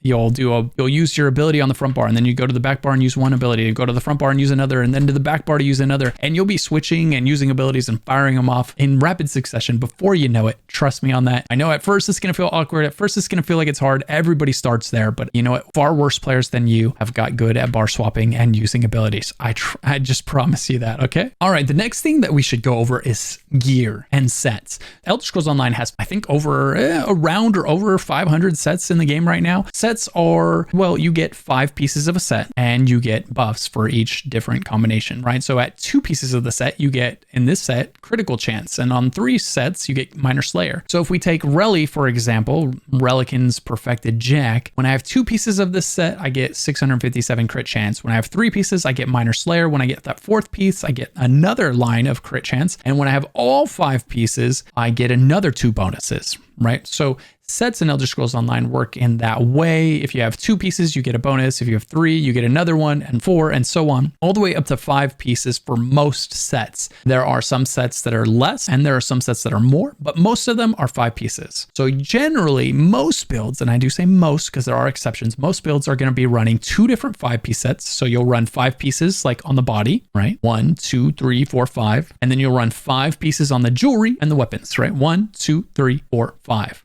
Or 1, 2, 3, 4, 5, right? A 2-handed weapon counts as 2 pieces of a set. That's very important to know. A lot of players start the game and have no idea that that one item is counting for 2 pieces of a set. So they count and they're like, hey, wait, I only see 1, 2, 3, 4. I only have 4 pieces of the set. How is that going to work? Well, no, that maul counts for 2 pieces, right? So you are still getting that 5 pieces of pillar by putting that maul back there. And then we have another type of set. It's a 2-piece set called a monster set. And depending on the meta that we're in, sometimes every build will be running a monster set and sometimes almost none of them will be. So if you're running a monster set, it's going to be a 2-piece set that covers your head and your shoulder pieces. And monster sets are earned by doing dungeons. So the way you get a monster set is the head drops from a specific dungeon boss. So every dungeon's final boss drops a specific monster helmet if you do that dungeon on veteran. So on veteran, it's a guaranteed chance at that monster helmet. It might drop in light, it might drop in medium, it might drop in heavy. So you might have to run it a few times to get the weight that you want, right? Whether it's light, medium, or heavy, but you're guaranteed to get a monster helmet from that boss. And every boss always drops the same monster helmet. So Slimecraw always drops in Wayra Sewers. So if you wanted Slimecraw, you go Wayra Sewers on veteran and you get your Slimecraw helmet. All of my written guides tell you where every piece of gear you need is dropped. It always tells you below the gear, it says your monster set drops here, your 5-piece set drops here, and your other 5-piece set drops here. It always tells you exactly where to find each one, so you know which dungeon to go run to get each piece of gear. So you have your 5-piece sets, your 2-piece sets, and then you have your 1-piece mythic items. Mythic items are unique in that item, it's a 1-piece like of jewelry or a 1-piece of body armor that has a very powerful bonus attached to it. So which mythic is in meta changes from patch to patch, and it's usually the meta one is like the newest one added to the game, right? Because it's an MMO and that's how it generally works. And then the best mythic item for soloing right now is generally the Ring of the Pale Order, for example, which is subject to change. If Zos adds a newer, better mythic item for soloing, then, you know, we might equip that instead while we're soloing. Here is an example of a mythic item. It's the Ring of the Wild Hunt. It's got this kind of orange text to it. And it says that while you're wearing this, your move speed is increased by 15% while in combat and 45% while out of combat. So this is a fantastic mythic item for questing, or exploring, or thieving, right? Because you are just zipping around. You move so fast. That 45% move speed is very, very fast. It's worth noting your move speed caps out at a 100% bonus. So whatever you do, don't try to get a ton of move speed items and put them all on one character because you will be wasting a lot of that. You can only get plus 100% over the normal move speed. So this item alone is giving you 45%. You get a passive from the CP that gives you some more move speed. You get another item and boom, you're capped out on your move speed. So just be aware of that. If you do start stacking move speed, it only lets you get 100% move speed. Same for your mount. Your mount can only have up to 100% bonus move speed. All right, next let's talk about mounts. Mounts in Elder Scrolls Online are a mobility tool, but a little bit more than that also, because you can upgrade your mount to upgrade your character. Mount upgrades are character specific. So if you fully upgrade your mount on one character, then all of the mounts on that character get those upgrades. But if you change to a different character, he will have 0 upgrades. So let me show you what I mean by that. So what you're going to do is come to a stable master. It might look like this on the map if he's standing by himself. Come here, see the little horse? You go to that horse. In some zones, there won't be a horse on the map because it'll be standing next to something else. Yeah, so you'll go to this horse on the map or look for the stable master. If you don't see a horse, it might be next to something, you know, like if we hover over this, there's a bunch of things on that tooltip. So sometimes the stable master doesn't get the little horsey icon. He's mixed in with something else, but go to the stable master, generally a horse icon on the map, and you talk to him and he's going to show you the 3 things that you can upgrade. You can do 1 upgrade per day for 250 gold. It's a very trivial amount of gold. Do it every day. You're going to want to start with speed. At least most people will. Unless you don't have ESO Plus, then there's a case to be made for carry capacity because your inventory is going to be a nightmare. So start with speed if you have ESO Plus, or start with speed if you're tired of moving slow, and you're going to increase your move speed by 1% per day up to 60 times. So 2 months later, boom, you're maxed out on your move speed on your mount. The next thing I would do is carry capacity. This will be another 60 days, right? So that's 60, and then another 60, so 180 days or about half a year, and you fully upgraded your mount on one character. This is one of the reasons why sometimes people start their alts earlier than later. So like if you know you're gonna make maybe a necromancer next, you could start him today and then get these upgrades going, because it is, you know, 6 months of upgrades that you have to get through before it's maxed out. At least the first 60 days, those are the big ones. Those are the ones you feel, because when you go from a mount that has 60% increased move speed, and then you get onto an alt that has 0% increased move speed, it's almost unbearable. You definitely feel it, and you're like, oh man, I wish this was upgraded. Why do they make us do this one day at a time? This is awful,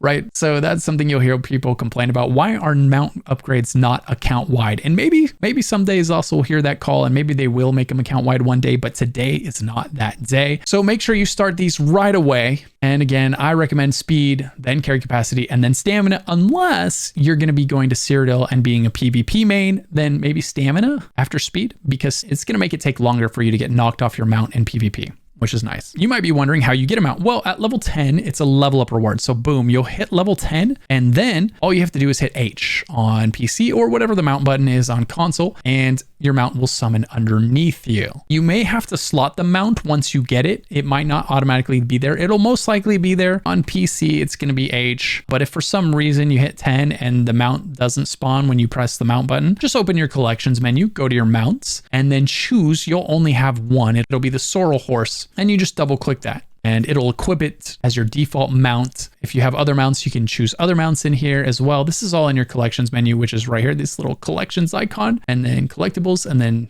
you've got all the things you have collected, including mounts in here, and just choose the one you want to use. Like I said, you'll start with the Sorrel Horse, this bad boy right here, right? He looks like this. Not quite as snazzy as the other horse I was riding, but hey, you know, he gets the job done. There's no difference in performance from one mount to the other. Mount skins are purely cosmetic. So whether your horse looks like some super epic superhero, or whether he looks like this not so fancy Sorrel Horse right here, they move at the same speed. They perform the exact same. It's just a skin. It doesn't change the way they act at all. So don't feel like you have to seek out a better mount. It's purely cosmetic. Okay, next up, let's talk about the banker. You're going to see this symbol. It's a little chest on the map. This is the bank. The bank is great for a couple of reasons. One is it's got a ton of extra storage for you. 240 slots of extra storage if you don't have ESO Plus, or 480 extra slots if you do have ESO Plus, right? It doubles it if you have ESO Plus. This is where you can store all of the things that you want to hold on to get them out of your character's inventory. Your bank is account wide, so you can put an item in here on one character and then pull it out on another character. A lot of items in ESO will be account bound. Almost no items will be character bound. So usually if you get an item, you can pass it between all of your characters once you've equipped it and once you've been using it, but you can't sell it to anybody else, right? So you can put it in your bank, any of your characters can use it. Almost nothing in ESO is character bound. So there's almost nothing. I think the only things in ESO that are character bound are level up rewards, so that you can't level up lots of tunes and abuse that by passing the level up rewards all to one character. So level up rewards are the only thing that I can think of off the top of my head that are character bound. Everything else is account bound when it's bound to you, which means you can use your bank to pass it between them freely. The other important thing that the bank gets used for, and when we talk to him, is you'll see here, you've got bank, you've got guild bank, and you've got guild store, right? So your guild bank, if you're in a guild, you might have a guild bank, and then there might be items in here that you're allowed to take or you're not. It varies depending on the guild and how they set up their guild bank and the permissions in that guild bank. Generally, if you're in a guild, make sure you check with the guild leader before you start pulling stuff out of here. Just see what the rules are. They might say, hey, it's one item a week, one item a day, or no items at all. You know, just check with them. Make sure you're not ruffling any feathers. So that's your bank and then your guild bank. And that leads us to the next topic I'll cover, the guild trader and the guild store. So ESO does not have an auction house. ESO has 200 to 300 mini auction houses that players have to bid on. So there's guild traders located all around the world. Here, I'll run out to a group of them really quick for you. Right here on the map, you can see this symbol. It's a balance,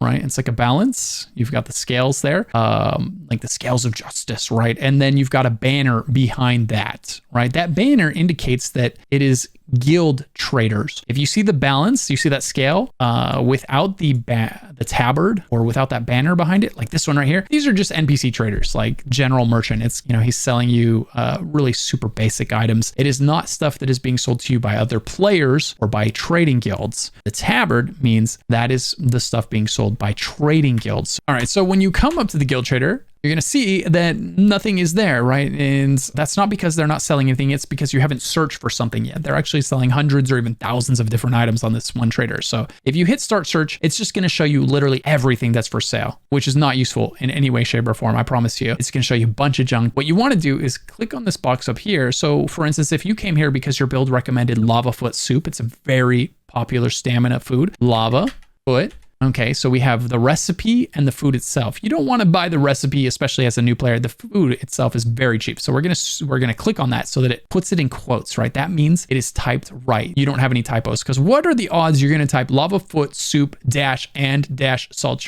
Right? Who's gonna type it like that? Who's gonna remember all that, right? So just start typing it and then use the autofill to click, and that way you know. Boom, there it is. These are being sold at $250 a pop, right? And my add-on's telling me that they generally go for $187 to $233. There's great, like I mentioned, there's some really good add-ons for this game. Some of the best add-ons are the ones that help you with guild traders and knowing if you're being ripped off or not. I have these all in my written guide for my add-ons. Make sure you check that out. It's in the description down below. If you're on PC, make sure to use the add-ons I recommend. They're gonna save you a ton of heartache and a ton of money in the long run, I promise you. And a ton of time. If you're on console, you know, good luck, because you don't have add-ons. That's how you use the guild trader. That's where you find the guild traders, at the scale on top of the tabard, not the scale without the tabard. Those are just general NPC merchants. They're selling.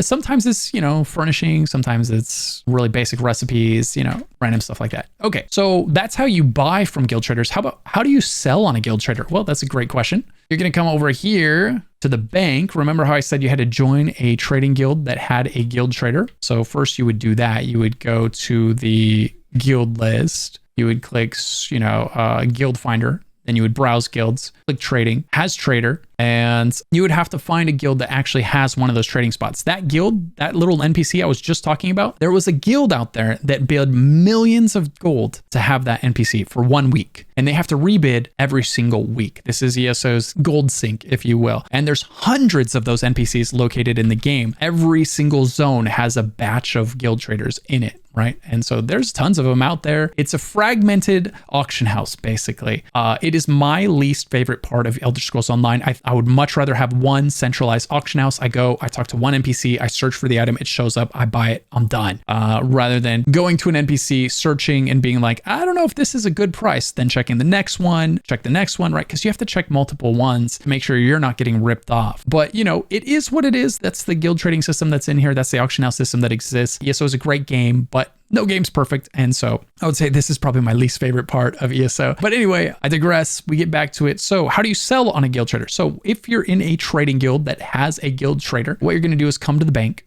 You're going to click guild store. Then down here, make sure you choose the guild that has the guild trader. I'm in 5 guilds, right? But only one of the guilds I'm in, Spicy Life, has a guild trader. So I accept. And then I click sell. And from here, I can choose the item I want to sell. So like this ring right here, my add-on is telling me this is going for around 5,700 gold to 7,200 gold. So I could put that there and say 5,700 gold, right?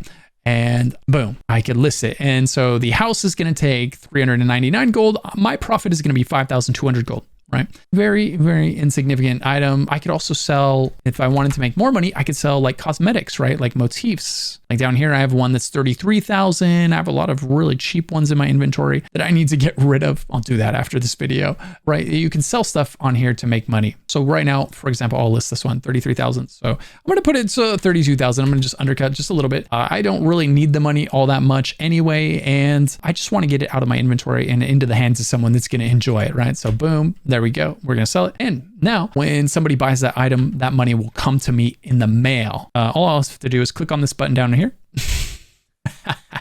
It would be in my mail. There would be a new piece of mail and it would say, oh, right here, I have one. Item sold, right? This is one that sold 4 days ago, 3,600 gold.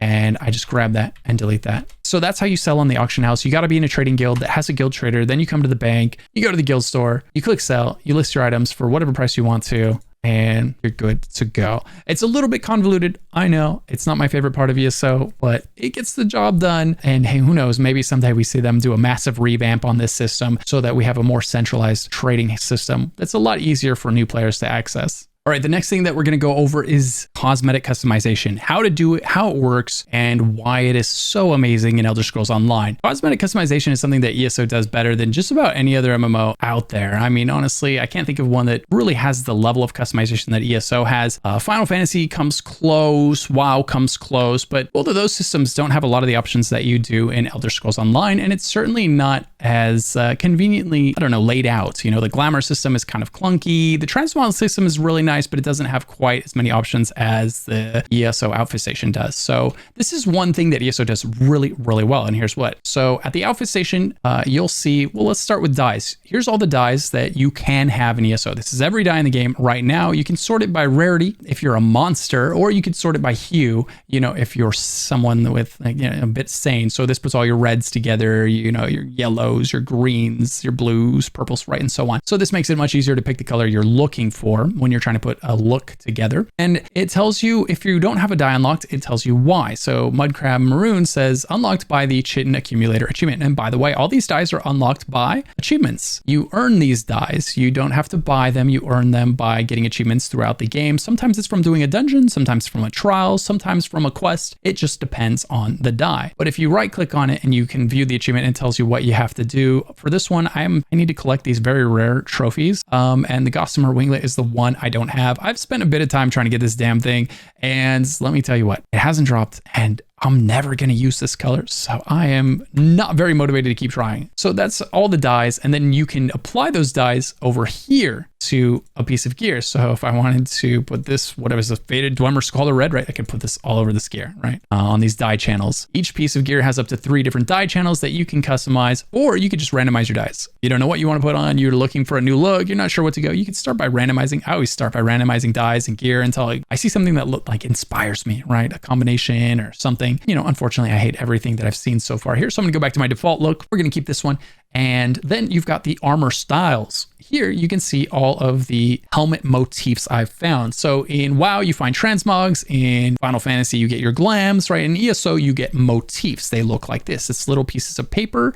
And when you consume this item, you learn it, and then it appears in your list, right? You've got head ones, shoulders, chest, hands, waist, legs, feet, right? Every piece of gear and your weapons. So you find each one of these was a motif that I found out in the world, and there are tons of them. You can see there's just so much cosmetic customization. Look at that. Look at that. It's, you know, there's so many options. Some are amazing looking, some are hideous, some are beautiful. And just like a lot of MMOs, you know, you've got some of them that are just really high res, beautiful looking. And then you've got some old base game ones, and you put it on and you're like, wow, I wish they would update this look, right? So there's those. And then again, you can randomize, you know, and here's just a bunch of random. So you can just see how funky and how out there and cool some of them can be. The game has a lot of different looks you can have. All right, we'll get rid of that. And yeah, so you could go through here and you can mix and match and choose them all and come up with a look that is very, very unique to you. Same with weapons. Weapons look really cool. Now, unfortunately, the coolest weapons are oftentimes sold in the cash shop. However, you can get some pretty neat looking weapons from the game as well. The 2 I'm wearing right now,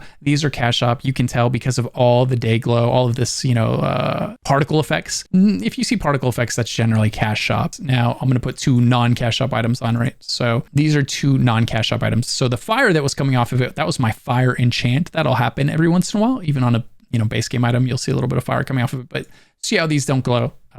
That's because they are not cash shop weapons. What else we got? So that's weapons, that's armor, that's dies. And then one of the things that ESO has that other games really don't have on this level is they have skins. So you can come in here. I'll put on a costume so you can see my skin. Let's go with Nordic. Now this is a skin I'm wearing right now. So if I take this skin off, skins, here's what my character normally looks like, right? This is just the default dark elf skin. And I'm wearing this one to make him kind of have this glow where the part of the arm you can see through his costume, but I could also put this one on, put this one on, this one, right? There's so many really cool skins in ESO. A lot of hideous ones, a lot of epic ones, some heroic ones, some really, really cool variety and some really cool stuff the artists have come up with. It just blows me away, man. I love what they do in this game with the skins and the outfit station. But that's not all you can customize, right? So you can get these skins. By the way, I would say, I don't know, maybe half of these I earned from the game and half of these I got from the cash shop here. If you want to know which skins you can earn for free by playing the game, some of them are quite easy to get. I have a guide on that. Be sure to check out the skins guide in my description down below if you want to do that. Same with personality, right? So right now I have the Telvani Magister. He looks like he's brooding and plotting, but maybe I want to be more, I don't know, a zombie. I can put this on and now my character looks like a zombie, right? So there's all these different personalities. Most of these personalities are crown soar. You had to buy these with cash. but some of them are earned from playing the game. Again, I have a video for that, so I'll link that in the description. You're probably noticing I have a video for literally everything in ESO. So if you're ever not sure about something, just search for Lucky Ghost and then the topic, and one of my guides will come up telling you exactly what you need to know. And there you go. That's a good example of how much customization the outfit station and your collections offers you. You've also got hats, hairstyles, head markings, facial hair, major adornments, minor adornments, body markings. You know, you saw one of the costumes, the bather style, but they have like other stuff too, like this, if you want to completely transform your look. Just lots of options in this game to really customize your look and really make it the way that you want to make it. All right, next up we have fast travel. So in Elder Scrolls Online, you can fast travel anywhere, anytime. If you go up to a shrine and teleport to another shrine, it's free. However, if you don't go up to a shrine and you just elect to teleport somewhere, you'll see here the gold value is ticking down. Basically, if you fast travel back to back, there's a max value, and let's say it's 600 gold on your character, right? That number changes based on what you've invested in your CP, but let's just say the max value is 600 gold if you've TP'd recently without going to a shrine. And then it'll count down from 600 down to the minimum value. And so it gets cheaper the longer it's been since you fast traveled without using a shrine. Now, if you run up to a shrine and then click on it to travel to another shrine, it's free. And it doesn't matter how often you do that. So let's just go ahead and do that. I'm going to teleport right now without using a shrine, which means it's going to skyrocket. The cost of my next one is going to go up to the max value. So if I were to teleport now, instead of being 100 and change, it's 590 gold, right? And it's starting to count down. It's getting cheaper the longer it's been for my last teleport. Now, if and rather than opening my map and clicking on a shrine to teleport somewhere, if I just go up to a shrine and I interact with it, I can teleport. See, there's no cost associated, so I can teleport for free. So as long as you go to the shrines and teleport, it's free. This is something a lot of new players miss. They don't realize that it doesn't cost anything. It can be free if you want it to. If you want to save a few seconds though, and just teleport from where you're standing rather than run back to a shrine, like maybe you're deep in a delve, well, you know, just teleport for free. Also, a little trick of the trade is you can open up your friends list and you can right click and you can travel to them, and it'll take you to the nearest shrine to that person, which is always free. It's always free to travel to a friend. It's always free to travel to a guild. So I could open up this and I can travel to any member of my guild for free.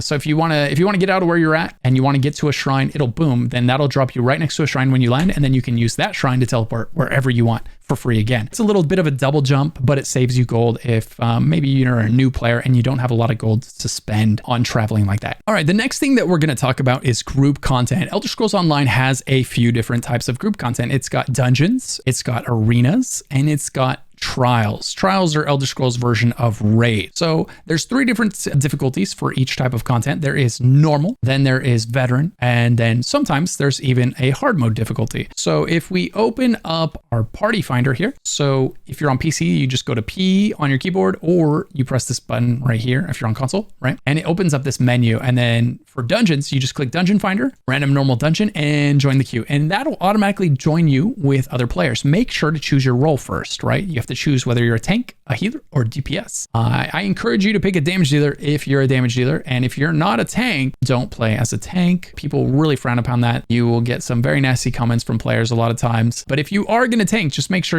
at least have a taunt. If you're a decent player, you can get by as a tank. As long as you have a taunt and you're keeping the boss still so that the group can kill it, really, you're doing a pretty good job as a tank. Assuming you're not just dying, that's going to be solid. But if you're queuing as a DPS, that's the longest queue. If you're queuing as a tank, that's the shortest queue. And if you're queuing as a healer, it's almost as short as the tank, but not quite, right? So just be aware, DPS has the longest queue. Might take 10 minutes, it might take 45 minutes. You just never know. You could alternatively queue for a specific dungeon, like you're following one of my guides and it says, hey, you need this set and it drops in this dungeon. Well, then you can come into here, you can choose specific dungeon, queue up for that dungeon. Like if you want a monster set, well, you wait till you get to 160, which, well, you should start doing your random normals like as soon as you hit level 10, because at level 10, the only dungeon you're going to be able to do is the really easy ones here. Fungal, Grotto, Spindle Clutch, right? Banished Cells. These are your level 10 dungeons. They're very easy. It's impossible to fail, really. And so I encourage you to jump into the dungeons sooner rather than waiting until you're really high level. And then you might get a DLC dungeon down here as your first dungeon. And they're a lot more difficult, a lot more mechanic heavy. But really anything on normal is going to be, it's going to be a pushover. More than likely, there's going to be at least one person in your group that could have soloed the dungeon anyway. So your first time in there, it's okay if you're not great yet and nobody's going to care. They probably won't even notice, honestly. So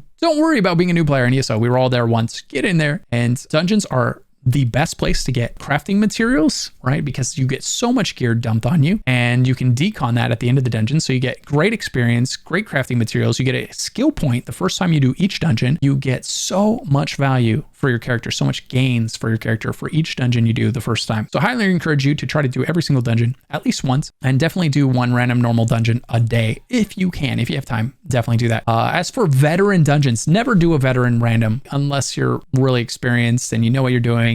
But there's really no reason, because veteran, you'll notice you get the exact same reward. It's no different. There's no point in queuing up for a random veteran. It's just going to take a lot longer and be a lot harder unless, you know, you're at that point where you're ready for random veteran content, which means you're over 160 and you have 2 5-piece sets. You have, you know, your whole build put together more or less. You got a lot of your passives and at least 160 champion points, right? Spec'd in. That's when you can start queuing up for veteran. Before that, there's no real reason. And farm your gear. Definitely farm your gear in normal difficulty, because it's the same gear dropping in normal, literally this exact same gear.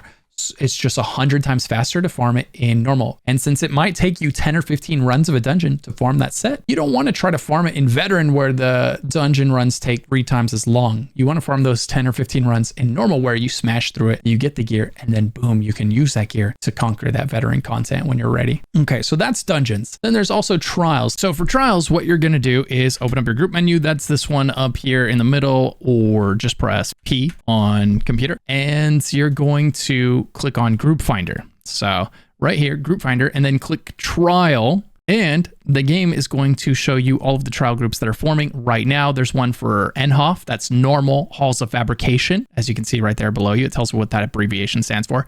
And Mauve Locage, normal, right? So if you see an N in front of it, that means it's normal. If you see a V in front of it, that means it's veteran. And if you see HM, that's hard mode. Most likely people won't be putting together hard mode groups here, because that's something that guilds will do, because that's very difficult content. You're going to want to go in there with people that know what they're doing and have progged that content with you. So mostly you're going to see normal groups forming in here, and occasionally even a veteran group. And it'll tell you right here what they've got. So we've got in this group 1 tank so far and 3 DPS. And it looks like they're just waiting for maybe a healer and some more DPS to fill this group up. In normal groups, you're going to find that they get away with only having 1 tank quite often in trials, but in veteran content, you'll see them frequently looking for 2 tanks. As with all group content in ESO, the thing that's going to be hardest to find for these trials is going to be the tank roll, getting tanks to fill in.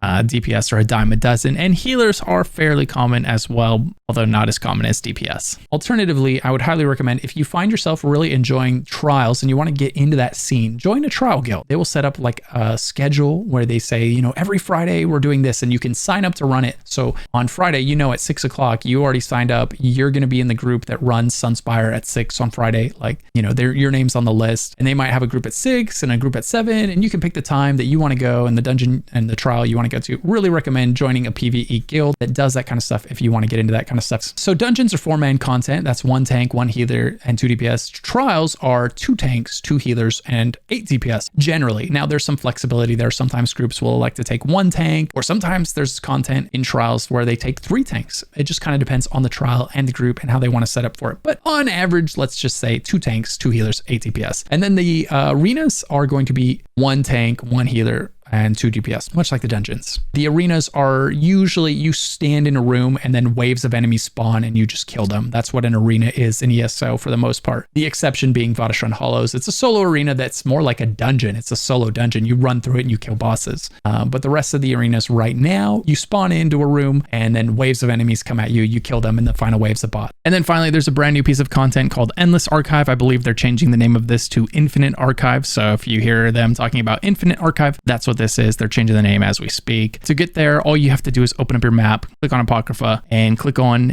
Endless Archive or Infinite Archive when they change the name to that. And you just say confirm and you teleport in there. Now, this is a 2-person endless dungeon that you can go into with a friend. So you take 1 friend in there, or 1 person that you found in the group finder that we just discussed in the trial section, and you work your way through it. It's got a bit of a roguelike mechanic to it. So Endless Archive consists of these cycles. Each cycle consists of 3 stages. You'll complete 2 stages, and then the 3rd stage will be a boss fight. If you beat that boss fight, then you go on to the next cycle. So with each cycle of waves of enemies and then a boss that you manage to complete, your rewards will continue to improve. There's going to be a couple of different types of buffs that you gather while you're in the Infinite Archives. The first is going to be the Verses. The Verses are going to be a buff that you get at the end of each stage that only buffs you for the very next stage. Whereas at the end of a cycle, after you've killed one of the bosses, you're going to get a Vision. And Visions are going to buff your character for the remainder of your Infinite Archive run. So Verses are very temporary when you get those. Those are only going to last for the next stage, whereas the Visions are going to be permanent buffs that stick with you until your run is over in the Infinite Archives. So the goal in Infinite Archives is to beat as many cycles as possible. And once you've died too many times, you're going to be booted out and you're going to have to start all over again. The farther you get, the better your rewards will be. It's worth mentioning that the gear in the Infinite Archives is incredibly unique. This is class-specific gear that buffs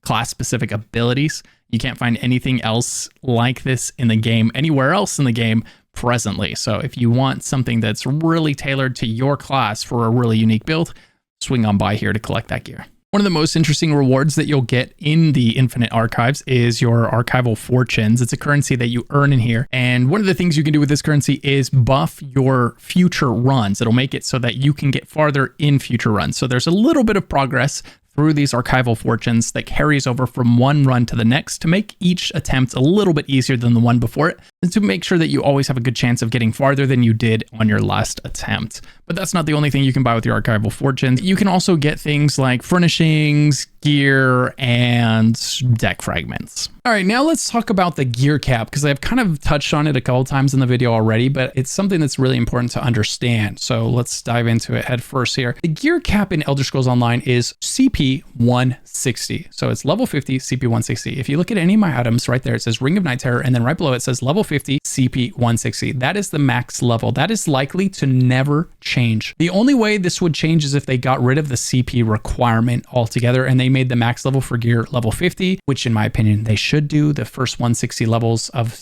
like gear is so pointless because CP is account wide. So if you get a CP 149 item, you will never use it again, because when you create a new character, that character will start at level 1 CP 800. Right? It never sees those lower CP levels again. You're going to get it to 50, and then you're going to put all your level 50 gear on it. That's CP 160. So anyway, all that to say, a max level for gear is right now, it's level 50, CP 160. So don't craft yourself gear until you're 160. You can, there's no point in having low CP gear, and don't buy any gear that is below 160. So this is generally why people just kind of wear what they wear. They just wear what they find until 160. They might farm some low level sets. That way that you get them in your collections, because when you find something, you're later able to craft it using transmutes. So you can go farm it at like level 25 to level 50. And then once you hit CP 160, that's when you craft it at max level and you put it on. But don't invest in gear really until you hit 160. Okay, that's the takeaway from this. Get to 160. That's the max level for gear. Everything below that is literally garbage and nobody wants it. Oh, which, reminds me, you're going to find a lot of gear as you play Elder Scrolls Online, and you're going to wonder, is it worth saving? Is it worth keeping? Well, if it's a dungeon gear, you can't trade it unless it was to a person that was in the dungeon with you when it dropped. But if you trade it to them, then it doesn't get added to your collection. So more often than not, you're just going to keep it. You're going to decon it. That way you get the materials. We'll go into deconning in a little bit, but just know, if you're wondering what to do with all that gear that you're finding, just deconstruct it so that you get the crafting materials that you'll later use to craft and upgrade gear. It is the circle of life. It's not that you're wasting this gear that you find. I know you're going to find this like purple ring or something, and you're going to be like, oh man, it's a purple item. I want to save it. It's so good. And the truth of the matter is it's probably not. If it's a CP 45 item, or if it's a level 26 item, just deconstruct it, take the materials and run. Nobody wants the low level gear. I promise you that. Okay. And then also, while we're talking about gear, let's finish up the conversation on monster sets. So like we kind of touched on earlier, monster sets are 2-piece sets that you wear on your head and your shoulders. You get monster sets by going to a dungeon and killing the final boss in that dungeon. That's going to drop the helmet. The shoulder is going to drop from the Undaunted pledges. So you're going to do Undaunted pledges. Those are going to give you a currency called Undaunted keys. You're going to take those keys. You're going to go to the Undaunted Enclave, which is this symbol right here in every faction city. So for instance, in this case, Elden Root, right? And then you go to Elden Root, you go to the Undaunted Enclave. There's going to be NPCs there that sell, there's 3 of them. 2 of them are selling like all the base game shoulders. One's selling all the DLC shoulders. And you just gamble for them there. There's 2 different coffers, and you hope that you get the shoulder that you want in the weight that you want. It can be a little bit of an RNG nightmare sometimes, or sometimes you get lucky, you get what you want right off the bat. But yeah, so if I have a Slime Craw Visage, then I go to an NPC there and I use my keys to gamble for the Slime Craw shoulders. Once I have both pieces, then I get the 2-piece set bonus, which is usually a really, really powerful set bonus. That's the great thing about monster sets, is the 1-piece bonus is usually really powerful. Not a lot of things have a 1-piece bonus. Really, it's just mythic items and monster helmets. So mythic items and monster sets have a 1-piece bonus. Mythic items have really powerful 1-piece bonuses because that's all they are, is a 1-piece set. And then monster sets have the next most powerful 1-piece bonus. And the good thing is you can wear 2 different monster sets. So you could get 2 different 1-piece bonus from monster sets, whereas mythic items, you can only wear 1 at a time. Monster sets come and go from the meta. Sometimes we're using 2 pieces of a monster set in our build. Sometimes we're only taking advantage of the 1-piece bonus. It kind of just depends on the patch. So, you know, refer to a written guide if you're curious about what the meta is right now. I've got tons of build guides, again, linked in the description if you're curious about those. Now let's talk about perfected gear. You'll notice that some gear says it's perfected. And earlier I said, dungeons drop the same gear in normal as they do in veteran, and that's true. Trials, however, drop perfected gear. So in a normal trial, it would drop Relic and Jack. And then in a veteran Cloud Rust, it would drop Relicant's perfected Jack. And basically these have they have 1 extra stat line on them. Instead of having 1 5-piece bonus, the perfected gear that drops from veteran trials has 2 5-piece bonuses. Usually the second one that comes from perfected is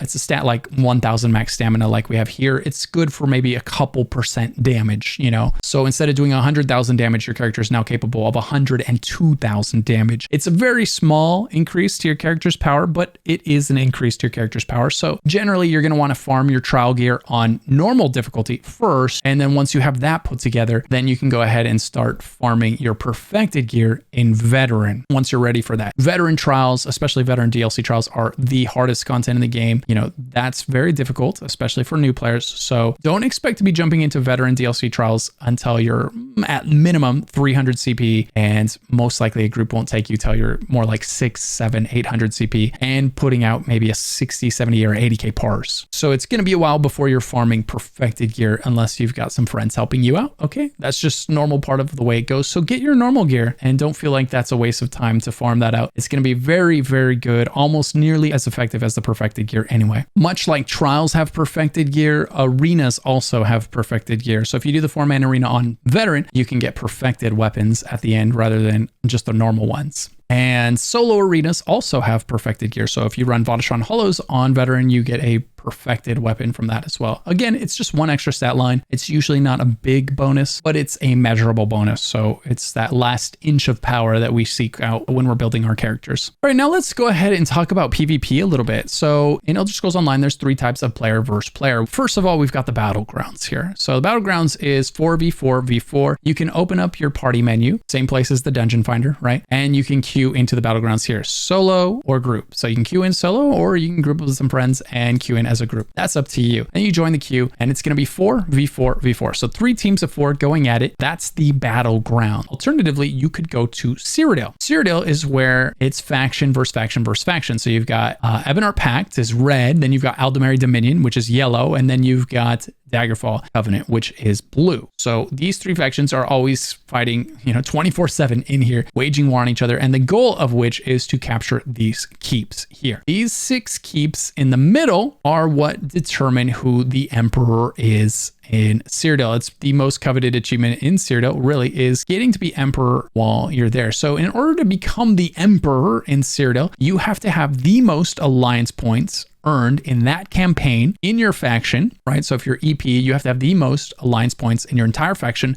Your faction has to capture all 6 of these middle keeps that go around this water here. Once you capture all 6 of those, boom, the game will automatically make the person with the most alliance points in that faction the Emperor, right? Until another faction dethrones them by taking those 6 center keeps themselves. While you are the Emperor, you have massive stat buffs. You're like basically a boss roaming around Cyrodiil, taking down armies and almost by yourself at times. So it's a lot of fun to get if you ever happen to get that. It's pretty hard to get because there's a lot of people going for it at all times, but it's pretty cool. That's Cyrodiil. And the way you get to Cyrodiil, unlike other places in the game, you can't just teleport into Cyrodiil. You have to queue into Cyrodiil. So you press L if you're on PC. It's the Alliance War, and it's this button here if you're on console. And then you go to this button up here. It says campaigns. Click that, and then you can choose a campaign to join in Cyrodiil. Greyhost is the Alliance locked one, which means if you join Greyhost on your EP toon, then none of your AD or DC toons can go into Greyhost. You can only go into this in one faction. So all of your EP toons would be able to go in there, your Ebonheart Pack toons, but none of your other toons that were any other faction could go. This, this way you can't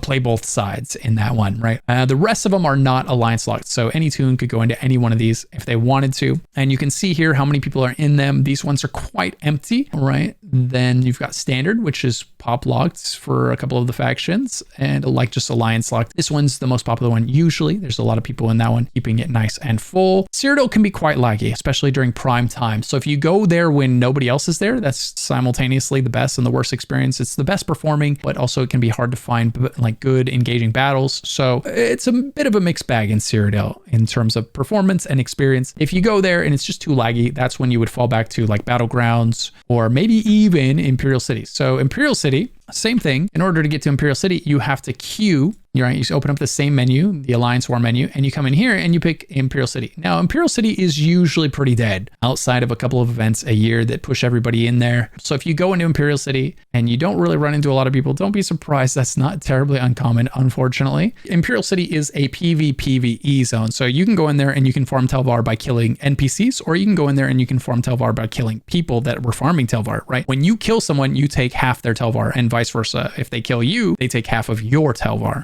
So, if you go in there, keep your head on a swivel, be careful, and just know that you can bank your Telvar. So if you go in there and you get like 10,000 Telvar, you can go back to your base, go to your bank in your base, and bank that Telvar so that when you die, you don't lose it. If your Telvar is in your bank, you don't lose it. If your Telvar is on your person and you die, you'll lose half of it. So very important to know about Imperial City. A lot of people lose a lot of Telvar the first time they're in there, not knowing that they could have banked it and kept it safe. If you're curious about how much Telvar you have on you, you can always open up your inventory, go to currency, and you can see it right here, Telvar Stones. This character is carrying 4,500 on him. Not a lot, but not a little, so it's a decent amount. I might take that out with me and try to take advantage of a multiplier. You get more Telvar per kill based on a multiplier. So the more you're carrying on you when you kill things, the more Telvar you get for killing them. It's kind of a risk reward thing. But if you die, you lose 50% of it. So, it's up to you how much of a risk you take and how much reward you try to go for out there. All right, next let's go over combat in Elder Scrolls Online. So in combat in Elder Scrolls Online, you have three basic functions that you need to be taken care of. One is you've got a dodge roll that lets you avoid damage. Boom. So we dodge rolled that attack. Some attacks will be more forecast than others. There's usually going to be a red circle or a red cone or something like on the ground, like this one here, telling you, hey, that's bad, get out of it, and you can dodge out of it.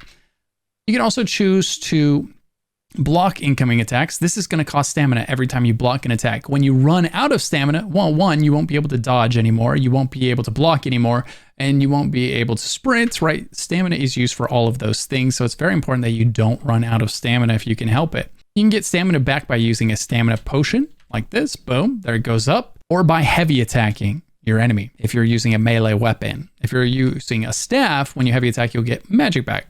So that's blocking. That's how that works. It's a game of resource management. Some attacks you'll want to block, some you'll want to dodge roll. It kind of depends on the attack, and really you just learn by engaging with the mobs, and you'll start to see certain types of mobs. You have attacks you definitely want to dodge, and some have attacks you want to block. Then we also have dodge roll, right, which costs stamina. Now, the thing to know about dodge roll that a lot of people don't notice is, see these lines under my feet? If I dodge roll again while those lines are still there, the dodge roll costs infinitely more. Boom. See how it's chewing up my stamina? I dodge again. I'm out of stamina in like 4 dodge rolls. Now, if I wait for those lines to be gone to dodge roll that were on my feet, and I dodge roll, look, it's like a tiny little chunk of my stamina, right? But if I dodge roll again, back to back, it starts to cost more each time. See how it's, boom, that one was like half of my stam bar. So you don't want to dodge roll in quick succession. It gets more expensive each time until it's just eating like huge chunks of your bar. So you want to dodge roll and then wait, right? See how I have a lot of iframes there? Even if you dodge roll a little early, when he throws his attack at you, you're still gonna, like, you get a second and a half of iframes basically. Okay, so watch, I'll dodge roll early like that. He did a step back there because we dodged. It's really forgiving. I'm intentionally trying to dodge early, and then you get your stamina back by heavy attacking. See, it starts going up. like that. Or if you have a good build put together, if you're following one of my build guides, you will almost never need to heavy attack. That's really, if you're having to do a lot of heavy attacking on a build, it's generally a sign that the build is lacking in sustain somewhere, or possibly that you just don't have all of your passives and all of your champion points yet. But generally, once you get a build put together, you shouldn't need to be doing a lot of heavy attacking. And that's basically how the combat in ESO works. You're going to be using light attacks to generate ultimate. You're going to be using dodge roll to avoid, abilities. You're going to jump out of the red. If you see it standing in red, will get you killed. In veteran, in normal, you can get away with a lot, but it also creates a lot of bad habits, letting people stand in the red without dying. They learn very quickly in veteran that that's not okay. You can block attacks by, using your block button, and that's going to mitigate a lot of the damage, but at the cost of your stamina, right? So it eats up your stamina when you block. And also, you'll notice if I use my stamina and I block, stamina doesn't regen while blocking. So really bad for a tank to constantly block when they don't need to, because their stam's not going to go up. So they're going to be losing stam when the enemy hits them, but they're not going to be getting it back while they're blocking. So they can find themselves out of stamina when they need it the most, when they have big heavy attacks coming in that's going to one-shot them, right? Because they overblock. Being a good tank is all about learning how to manage your resources, knowing which attacks to block and knowing which attacks to let hit you, and just let your healer heal you through a light attack, right? It's not going to do any damage to you. You don't need to block that. It's going to tickle. So your healer will heal you. Conserve your stamina for when you need it for that heavy attack that will one-shot you. And same goes for, DPS and healers. There's a lot of times where you need to know how to manage your stamina to keep yourself alive. You need to have that stamina available for that dodge roll when you need it the most, or you need to have that stamina available for the block when you need it the most. All right, next let's talk about synergies. Healers are going to be giving out a lot of synergies. Tanks are going to give out a lot of synergies. DPS are going to give out synergies. They're the result of certain skills. Some skills have synergies attached to them. So for instance, if I use this skill, you'll see on the bottom there, it says use X to use Grave Robber. Press X to use Grave Robber. So if I press it, that extra effect happens. This skill, when someone synergizes with it, it shoots out a massive wave of damage, hurting the enemies nearby. Different synergies have different effects. Sometimes the synergy will give you a buff for 15 seconds that makes you do more damage. Sometimes the synergy will give you health. And depending on what passives you have, your synergy is going to give you resources back, like those Undaunted passives that cause synergies. Every time you grab any synergy, it's going to give you health, magicka, and stamina back. Really, really critical to your sustain in group content. So group content, your healers are going to be giving out a lot of synergies so that you can be constantly grabbing them so that you're getting resources back. This is huge for the DPS and their sustain, so they're not running out of stamina or magicka. And it's huge for the tank especially, so he's not running out of sustain when he's trying to fight for his life against the mob that he's holding aggro on. Now, this leads into consumables. Consumables are all about giving you more sustain. When you hear someone say, it has good sustain, or this helps your sustain, that means it helps your ability not to run out of your primary resources, whatever those are. If you're a stamina tune, it helps you not run out of stamina, or if you're a magicka, it helps you not run out of magicka, right? That's what people refer to when they say it has good sustain. So if you run out of sustain in ESO, it usually means if you're a DPS that you're not doing any damage,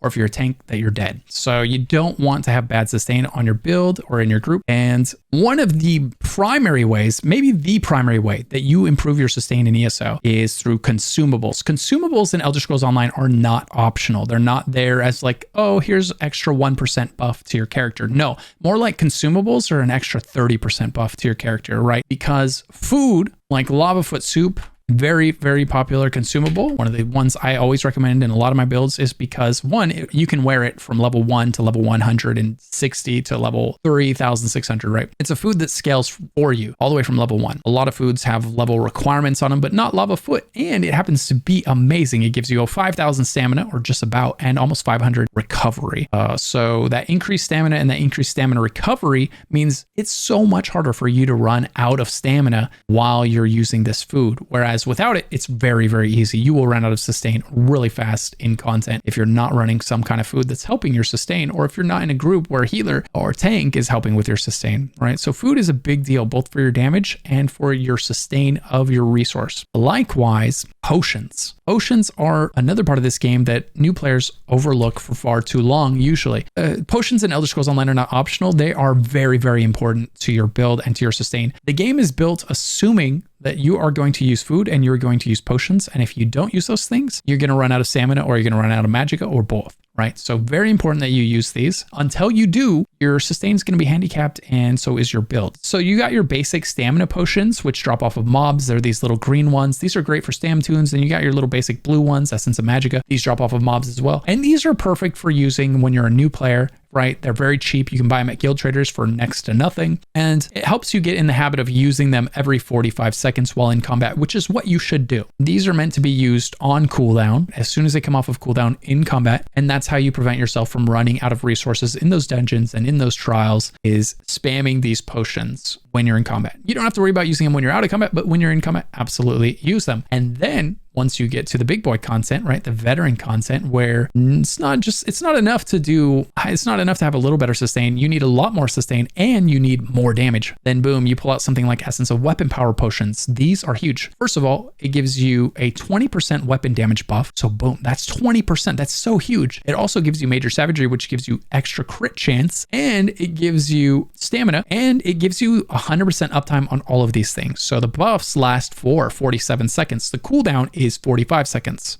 right? So you have 100% uptime on these buffs if you're using them properly. So potions and food and ESO, long story short, very important. Don't ignore them. As soon as you start doing group content, make sure that you are getting in the habit of using these things on cooldown. Now for questing and stuff like that, the battles are dispersed enough where, you'll probably be fine getting by without them. But once you get to group content, when you're constantly in action, constantly in battle, it's going to really help to get in the habit of using these potions. When it comes to food and potions, you can put them on your QuickSlot Wheel, which is what I highly recommend that you do, because you're going to be using them, like I said, constantly, and you don't want to have to come in here, open 3 menus, dive into 3 different layers of those menus, and then dig out and double click on it, right? So what you want to do is open your menu and then drag the potion on here, and then boom. Now you can see every time I press Q, I'm going to be using that potion. If I want to change that out, or maybe what another good thing to do, another good strategy is to have both your valuable potions and your cheap potions, right? So if you're doing something easy like a normal dungeon, you can use your cheap potions. And then if you go into a veteran dungeon, boom, you slot those valuable potions, right? You don't want to use these expensive potions on questing content, right? Because it's so easy. That's overkill. It's a waste of your money. But for the hard content, absolutely. Okay, next up we have the Transmute Station. There's a couple of really, really powerful things you can do with the Transmute Station. So this is quickly going to become one of your favorite things in ESO once you get used to it. The first thing that you can do at the Transmute Station is retrait items. So if you have a very valuable weapon, like you've golded it out, right? But you want to change the trait. Right now, this one's Nirnhoned, but let's say I wanted it to be precise. I could come in here and I could use 50 transmutes to change that trait rather than going out and farming it all over again and hoping it drops in precise, which would be a pain in the butt, right? This is a crafted set, so I would actually just craft it anyway. Maybe a bad example. But like the Coral Riptide Dagger, this is a trial set. You would have to farm this in a trial. It dropped in charged, right? Charged is pretty useless for me. Maybe I want precise, or maybe I want Nirnhoned. I could do that with this dagger. I could retrade it, no problem, and have it the right trait for a cost of 50 transmutes. In order to retrade it to Nirnhoned, I would have had to have researched Nirnhoned from a dagger. I'll talk about how to do that in this section coming up here next when I get into crafting. But just know that in order to retrait something, you need 2 things. One is you need the material that it takes to retrait it. In this case, it's this one right here. And you need to have researched the ability to turn it into that trait. So those are the 2 steps. Okay. Oh, I guess 3, you need the transmute crystals, right? So you need those 3 things. You need the knowledge, you need the item, and then you need the transmute crystals, right? And then you can change the trait on an item. Now, the other thing that you can do at a transmute station is you can reconstruct items. This is relatively new. Well, it's not that new anymore, but it was one of the best things that they added to Elder Scrolls Online, period. It's your sticker book right here. It's got every time you find a piece of gear and you bind it to yourself, either by deconstructing it, by selling it to an NPC, or by equipping it, right? Or just right click it and bind it. You can do all of those things. Anything you do to basically prevent another person from binding it to themselves. So anything you do to make it bound to your account or to prevent someone else from having it, it'll put it in your sticker book, essentially. That's the way to think about it. Once it's in here, that means you've collected it and you can recraft it anytime you want. So you can deconstruct it. And then if you ever decide, oh man, I need that set again, it's good again, they just buffed it. You can come in here and you can just click on the helmet. You can choose the quality, you can choose the trait, and then you can just hit reconstruct and boom, you're crafting that item. The way this works works is if you have collected the entire set, right? If you've collected all of the weapons and all of the armor and all the jewelry, it only costs 25, right? So 25 transmutes. Or if you've only collected one piece of gear, like I have here, I have this perfected coral riptide ring. I've only collected one, so it costs 75. Here, I've collected the whole set, so it's 25, right? So it's a scale, it's a sliding scale. If you've collected two, it would be, instead of 75, it would be, let's say 70, right? And it would get cheaper to craft it the more pieces of it that you have found. So ideally, you'll wait until you've farmed a bunch of that set so that you're not burning through all of your transmutes to craft it. So wait until you farmed all the pieces you need, and then maybe even a few more, so you're getting closer to 25 per piece when it comes to crafting, because it's going to cost you transmutes, right? And transmutes, to see how many you have, open your inventory, click on the currency tab right here, and it says I have 642 out of 1,000. So you'll burn through them really fast once you start putting a build together, right? Because it's going to cost 5 pieces of gear, so that's 5 times 25 at the minimum, and then another 5-piece set, so that's another 5 times 25, right? And then maybe a back bar weapon, maybe a mythic item, right? And you can see that 25 a piece starts to add up really fast, and that's the cheapest they could be, right? You might be crafting it at 50 a piece because you didn't farm the whole set. So some incentive to farm everything and have them all ready to go. But yeah, this was a great addition to the game, this sticker book, and it makes it so that once you found it, you never have to farm that set again. So once you farm a set, even if you deconstruct it to make room in your bank, to make room in your inventory because that set got nerfed and it's not good anymore, if the Zos ever makes it good again, you can just come in here and recraft it instantly. You don't have to go run that dungeon 20 times again to get that set, which feels fantastic. As I mentioned, this costs transmutes. So what are transmutes? How do you get them? Transmutes are earned in a few different ways in ESO. The primary way to earn transmutes is going to be from the dungeon finder. You just click dungeon finder, random normal, join queue. When you finish the dungeon, you will at the end get 10 transmutes. You can do this on every character every day, one time. So if you have 5 characters, you can get 50 transmutes a day, right? It only works on your first random normal of the day per character. So if you have 10 characters, you could get 100 transmutes per day, right? I mean, really, your sanity is the limit there. So as much as you want to farm it, you can, and you can rack up a lot of it fast that way. If you're more of a PvP kind of guy, you can go to Cyrodiil and you can get tier 1 in Cyrodiil, and that's going to give you 50 transmutes. But those campaigns last as long as almost, a month? So if the campaign just started, you might not want to wait a month for your transmutes, right? So that can be a good way to kind of go in there and get tier 1 if you enjoy PvP, or if you don't need the transmutes anytime soon, you can go in there and get tier 1 on a few tunes, right? That would be 150 transmutes that you would eventually get when that campaign ended and the rewards were sent out. That's a great way to do it as well. To see what tier you are, you just look right here. You would go to the overview tab of the campaigns and you would see you are, well, right now I'm tier 0. I have not PvP'd this campaign. If I wanted to, I would have to go into Blackreach. You must go into your home campaign to increase your tier. Just a heads up, if I was to go into Greyhost and PvP in there, I would not get any experience towards my campaign. It has to be the one that I set as my home campaign, which right now is Blackreach. The way you change your home campaign is you click on it, right click on it if you're on PC, right click on it and set it as your home. Standard is my home now. I could change it to the Alliance logged one if I wanted to. And then I would go in there. So just make sure you set one as your home and then go in and farm your AP, which will give you tier points. You can get this leveled up by doing literally anything in there that involves gaining AP. So killing players, but more importantly, capturing keeps, capturing resources. Those are going to be the things that really chunk this up in significant amounts. And you can get it done as fast as 45 minutes, 30 minutes if things are going really, really in your favor. But you could also go in there for an hour and not getting any AP at all. It's a crapshoot when you're in Cyrodiil. You never know what kind of a day it's going to be in there for you. All right, now, like I mentioned, let's talk about those crafting stations. So crafting stations are pretty huge in ESO. You're going to use these for a lot of things and they can do a lot for you. Some obvious and some not so obvious. So let's take a look at, for example, here's the stations that you have. You have the blacksmithing station. This is where you craft metal gear, right? So your heavy armor or your melee weapons, that kind of thing. You've got the woodworking station. This is where you craft bows, shields, because in ESO shields are wood. It's sword and board, not sword and shield. Sword and board. So your shields are made out of wood in ESO, just a little clarification. I know a lot of people go to the metal station, myself included. I went there every time for a long time looking for my shield and oh yeah, it's wood. The shield's made out of wood. Okay, so in here, this is where you craft your bows, your staves, and your shield. Then you've got your clothing station. This is where you craft all of your light and medium armor. So cloth, right? Leather, that kind of thing.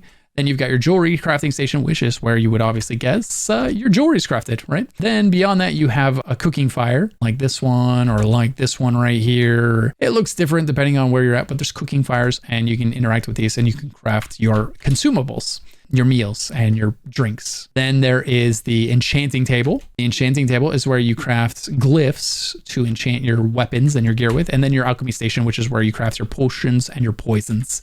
Okay, so lots of different crafting benches in Elder Scrolls Online. So let's talk about the crafting stations that involve crafting gear. If you interact with the blacksmithing station, you've got some tabs here. This is what we're going to clarify. So the first one is refine. Do not touch this tab. Do not touch this tab for a long time. Don't touch this tab on your main. Don't touch it on your alts, right? You have the option to refine here, right? It'll tell you like, hey, you can refine these things if you click on them and turn them into better materials. Don't do that. Don't do that. That's a trap. Okay. Let me explain why. You want to max out one of your crafter's abilities. There's a passive, right, under blacksmithing. It's called metal extraction. Maximizes the chances of extracting blacksmithing ingredients that allows the refining of the most powerful tempers from raw materials. So you want to pick a character that's going to be your crafter. Typically, the smart thing to do is to make it your main. There's a lot of reasons for your main being your crafter. One, your main is going to have more skill points than you need. Like you can see here, I've got 3 builds on this character and I still have 46 points left over and he's maxed out his crafting, right? Because your main is going to inevitably find way more skill points than he needs. There's going to be 1 from every dungeon, trial, arena. There's going to be 3 from every zone, right? There's going to be 6 from every zone Skyshards, right? So you just inevitably end up with literally, I think I have 480 skill points on this character, way more than I need, right? So maxing out crafting on my main was perfect because now I don't have to log out of this character and into a crafter every time I want to upgrade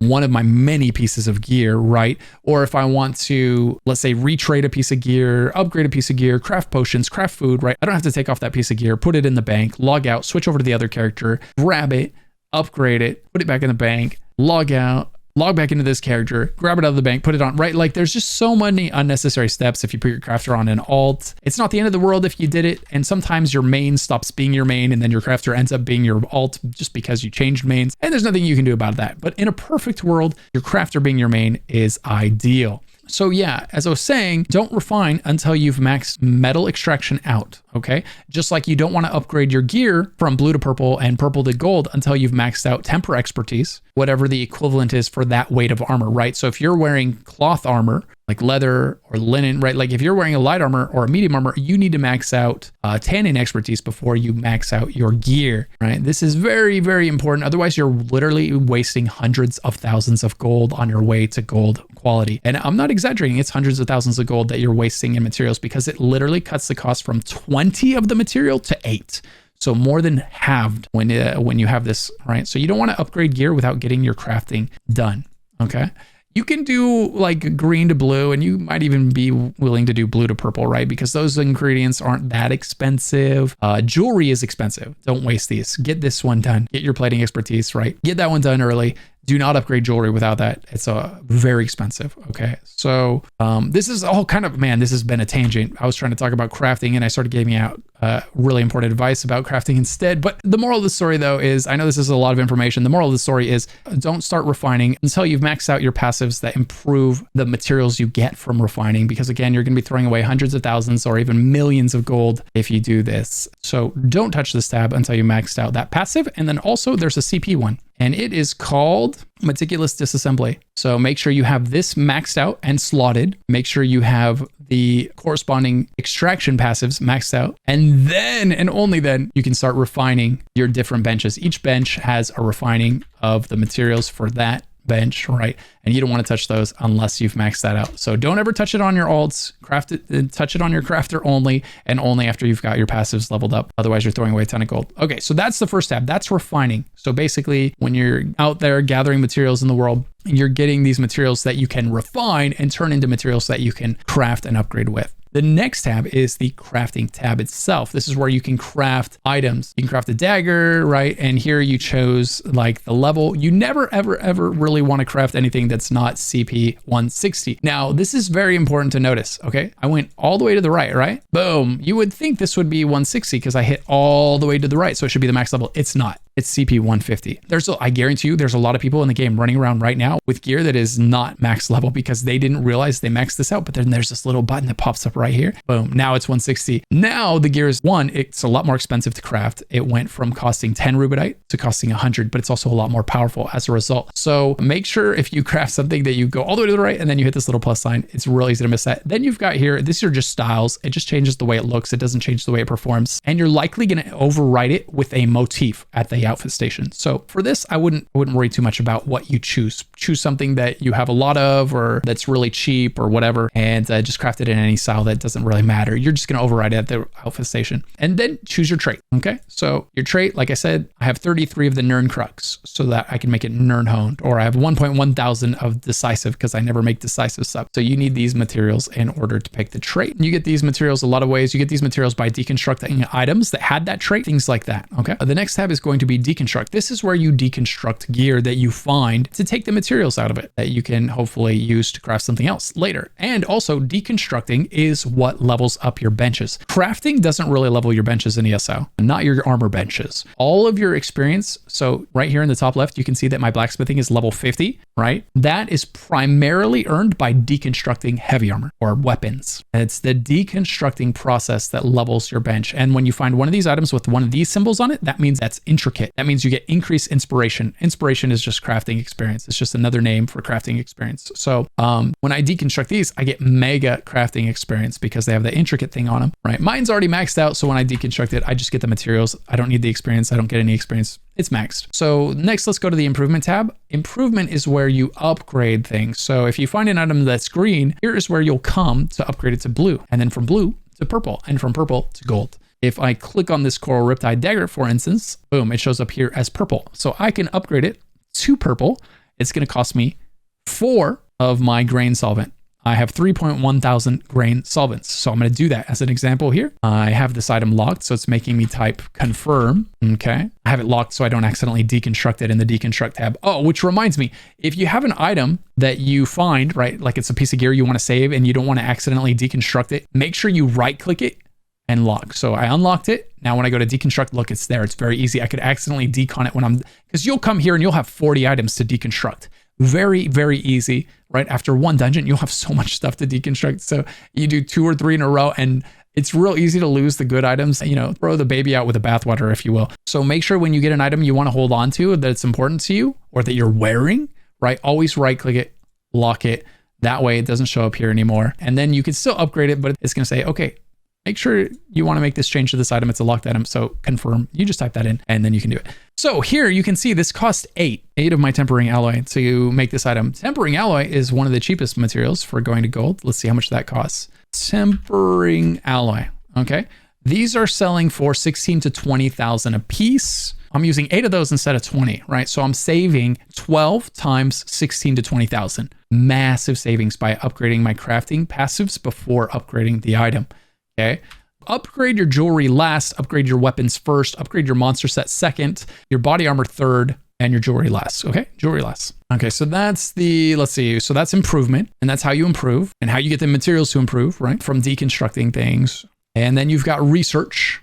So research is if I had an item on me. So let's see. Oh, I can't research anything on this character because I have it all. Okay. So if I had found an item that I didn't already have researched, I would be able to come in here, right, and click on that item and I would research the trait off of that item. But because this character has already researched every trait on every piece of gear, I can't really show that to you, but just know you click on this tab. So for example, if your build calls for a Nern-honed weapon, you would come in here, you would go to the weapons, you would go to the dagger, right, and you would get a Nern-honed dagger, you would have it in your inventory, you would come here and you would click research. And then that would allow you to research the Nern-honed trait off of that dagger that you probably just purchased off a guild trader. That's the easiest way to get Nern-honed. Every other trait you can get real easily just by, you'll go through dungeons and inevitably you'll pick up an item, you'll drop, it'll drop powered. So you research powered on day 1. And then on day 2, you run a dungeon and it drops charged. So you research charged, right? Nern-honed is the one that's like super rare. It's hard to get. It only comes out of certain places like trials and stuff like that. So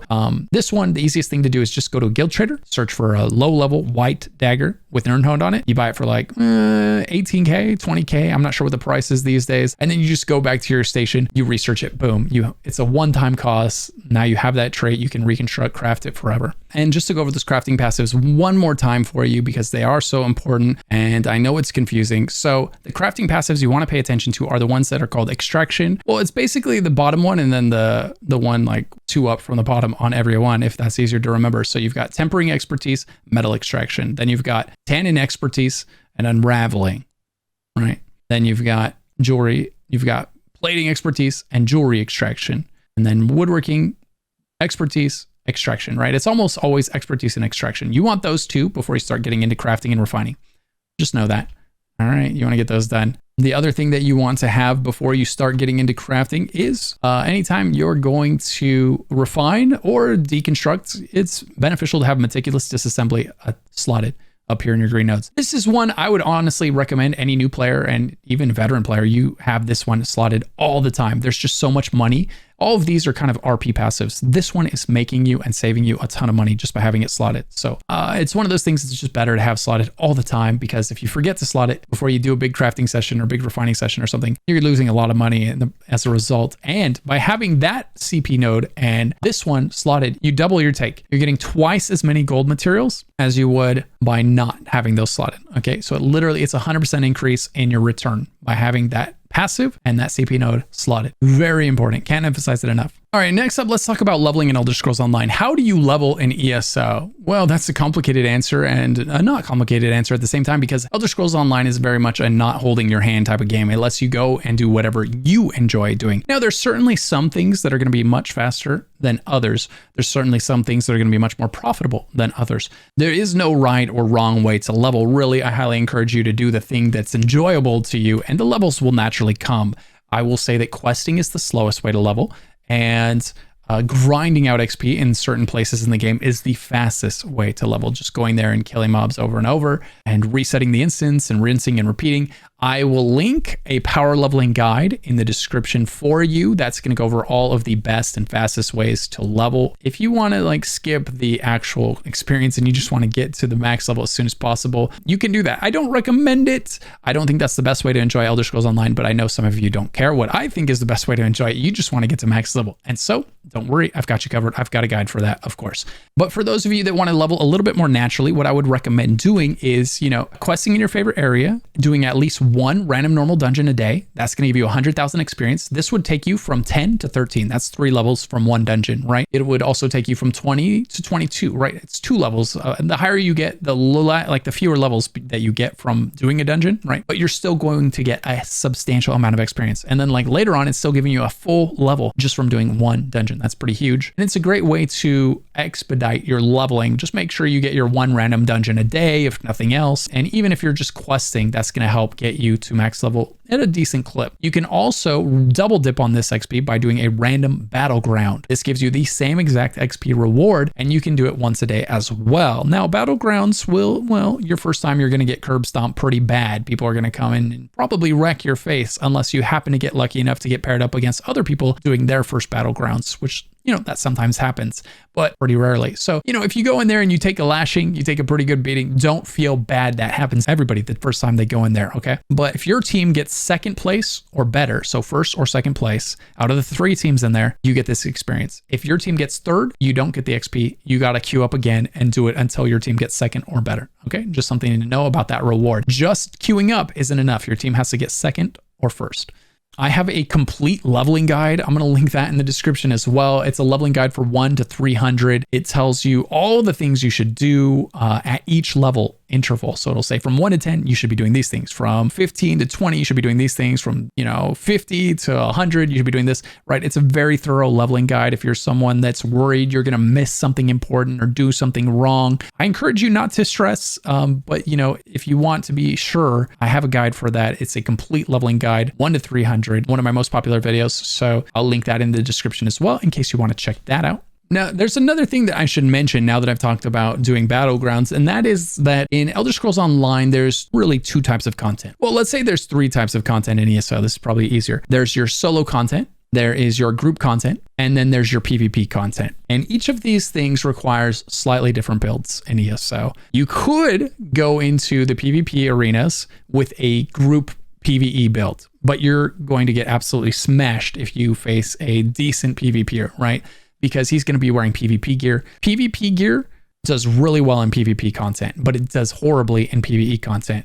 And PvE gear does really good in PvE and it does horribly in PvP, right? So you can't use one build for everything in ESO. It just doesn't work that way. And the same thing, like if you take a group build into solo content, like a veteran solo arena, you know, you might not have the heals or the sustain, most likely, to really do very well in that content. So, you know, picking the right build for the type of content that you want to engage in is very important. I have a website that has solo builds and it has group builds and it even has some PvP builds if you're interested in that. So as always, I'll put a link to that down in the description below. Just make sure that you kind of know what you want to do in ESO and just know that that build's going to have some limitations. There's no such thing as a build that is really good at solo content, really good at group PvE content, and really good at PvP content. That just doesn't exist. You could do a PvE build and a PvP build, and I highly recommend that you, if you do that, you take advantage of the Armory here. The Armory is something that was recently added to ESO, and it's something that lets you switch between builds just like we're describing right now. So the Armory lets you have, let's say, a Stamcrow PvE build, right? And then a PvP build. You get to pick what it's called, the symbols are, right? You can edit it. So the way this works is you put your build together, you put it on your character, then you come here and then you click save build. And whatever you're wearing, it's going to put your gear, your food, your potions, it's going to put your Mundus, your curse, whether you're werewolf, vampire, or neither. It's going to put your outfit, right? It's going to put your attributes, your slottables, your skills, your morphs, right? It's going to save the entire build, right? All 64 of my stamina, right? And that way, this is my PvE build. So when I'm going to PvE, I click one button and boom, I'm ready to go for PvE, okay? And then what if I want to do some PvP? And I was telling you, this PvE build is going to crush in PvE content, but it's going to suck real horribly in PvP content. Let's be real. So then I come here before I go PvP and I click equip build. I load out my PvP build, right? And this is going to allow me to crush faces in PvP. So it's saved. You'll notice there's so many differences here, right? My PvP build is nothing like my PvE build. It's got way more defense. I've got points into health, something I would never do as a DPS in PvE content. It's got a bit of stamina, right? A healing ultimate on the back bar. I mean, this, you would never put this in PvE, but in PvP, you're forced to be your own tank, your own healer, and your own DPS all in one package. So it's a little bit of everything on one build. And that's what the Armory Station is for. It's for making those big changes. When you're going to change your build in a way that requires you would have to respec multiple times, right? I would have to respec my CP. I would have to respec my attributes. I would have to respec my morphs and my skills. And I would have to change gear. I would have to change my Mundus, my curse, right? All of this, it would be such a pain to change all of this. But now it's one click because of the Armory Station. Great addition to the game. One caveat though, ZOS did over monetize this thing a little bit. So they give you two loadouts that you can use right here. You got 1 and 2 for free. You get these two for free. And then you could pay for additional slots, right? For 1,500 crowns. Not terribly cheap date, okay? The thing about this is per character. So if you have 18 characters, just know that if you pay for this Armory slot upgrade, it's only applying to the character you buy it on. So make sure 1, you buy it on the right character, and make sure 2, that you know that the other 17 characters you have, you're gonna have to buy that third slot one at a time on those characters if you're interested in engaging with that. Which is where if you're on PC, you know, you can use an add-on like Wizard's Wardrobe. This is a free add-on that you can download, and it basically does the same thing as the Armory, but without charging you, and you can have infinite loadouts and not pay a dime. This existed before the Armory, but ZOS added this so that console had this, and then ZOS charged console for the extra slots. See, I can make infinite.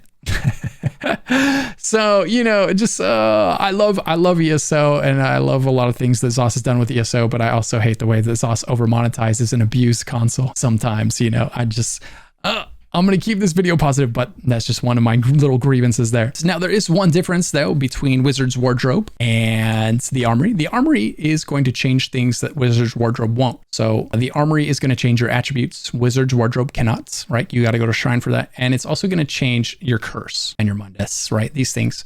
So there's a little bit of extra convenience because this Armory is able to do some stuff that your add-on isn't, all right? But Like if you're just changing from one PvE build to another PvE build, this is the way to go. Use your wizard's wardrobe for that. You can go from like an AoE build to a single target build to a solo build, right? All of that, because it's really just all going to be using the same curse or lack of. It's going to be using the same attributes. It's going to be using, you know, probably the same Mundus for most of that. So you don't need the armory slots is basically what I'm getting at. There's a way around spending all that money one character at a time. Next, I'm going to briefly go over what parsing is. You're going to hear people talk about parsing in ESO a lot. Parsing is how we determine how good our build is, how much damage we're doing with our build, right? So a lot of times you'll find a build that's posted on the internet by a very reliable source, and you'll go try it out and it'll feel weak and you're not sure why or what's happening. And so it's likely going to be because you haven't parsed on it yet. You haven't practiced your rotation. You have not sat there and beat on one of these dummies like this guy right here, or this one right here is the most common because it's been in the game the longest. So most people will have one of these in their house. So you have to buy one of these from the Crown Store. They are not free. And if you buy one or someone in your guild buys one, then you can come and parse on it.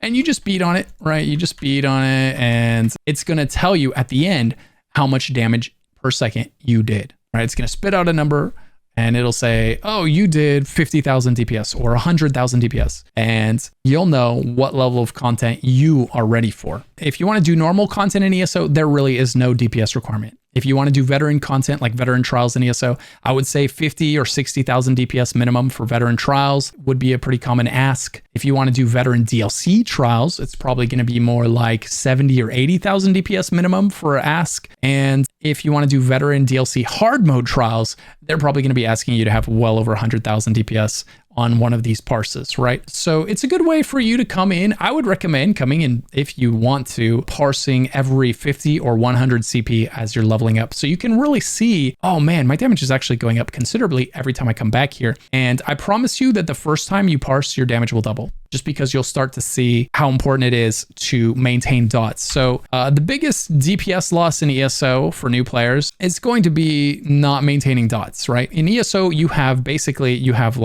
your spammable, sometimes a semi-spammable, right? But you have a spammable that you use anytime all your dots are ticking or your buffs, right? And then every other skill is a dot or a buff. So you have one spammable and then a dot or a buff as every other skill. So you're playing a little bit of a whack-a-mole here where you're trying to keep all those dots ticking. They all last between 10 and 30 seconds generally, and you keep reapplying them. And if they fall off, you go and reapply them. If you're all ticking, right? You apply them all, and then you've got 5 seconds until one of those buffs or dots falls off, then you can use your spammable 5 times, right? Or in the Necromancer's case, you'd use your spammable. And I don't want to get into rotations here because that's a whole nother bag of worms. Every one of my builds has its own rotation, and I tell you what the rotation is in a really simple, easy to understand manner, hopefully. Yeah, I'm not going to get into the weeds of rotations, but just know the number one reason new players struggle with their DPS is because they underestimate how important it is to make sure all of their dots are ticking at all times, right? And light attacking between every single ability. When do you light attack?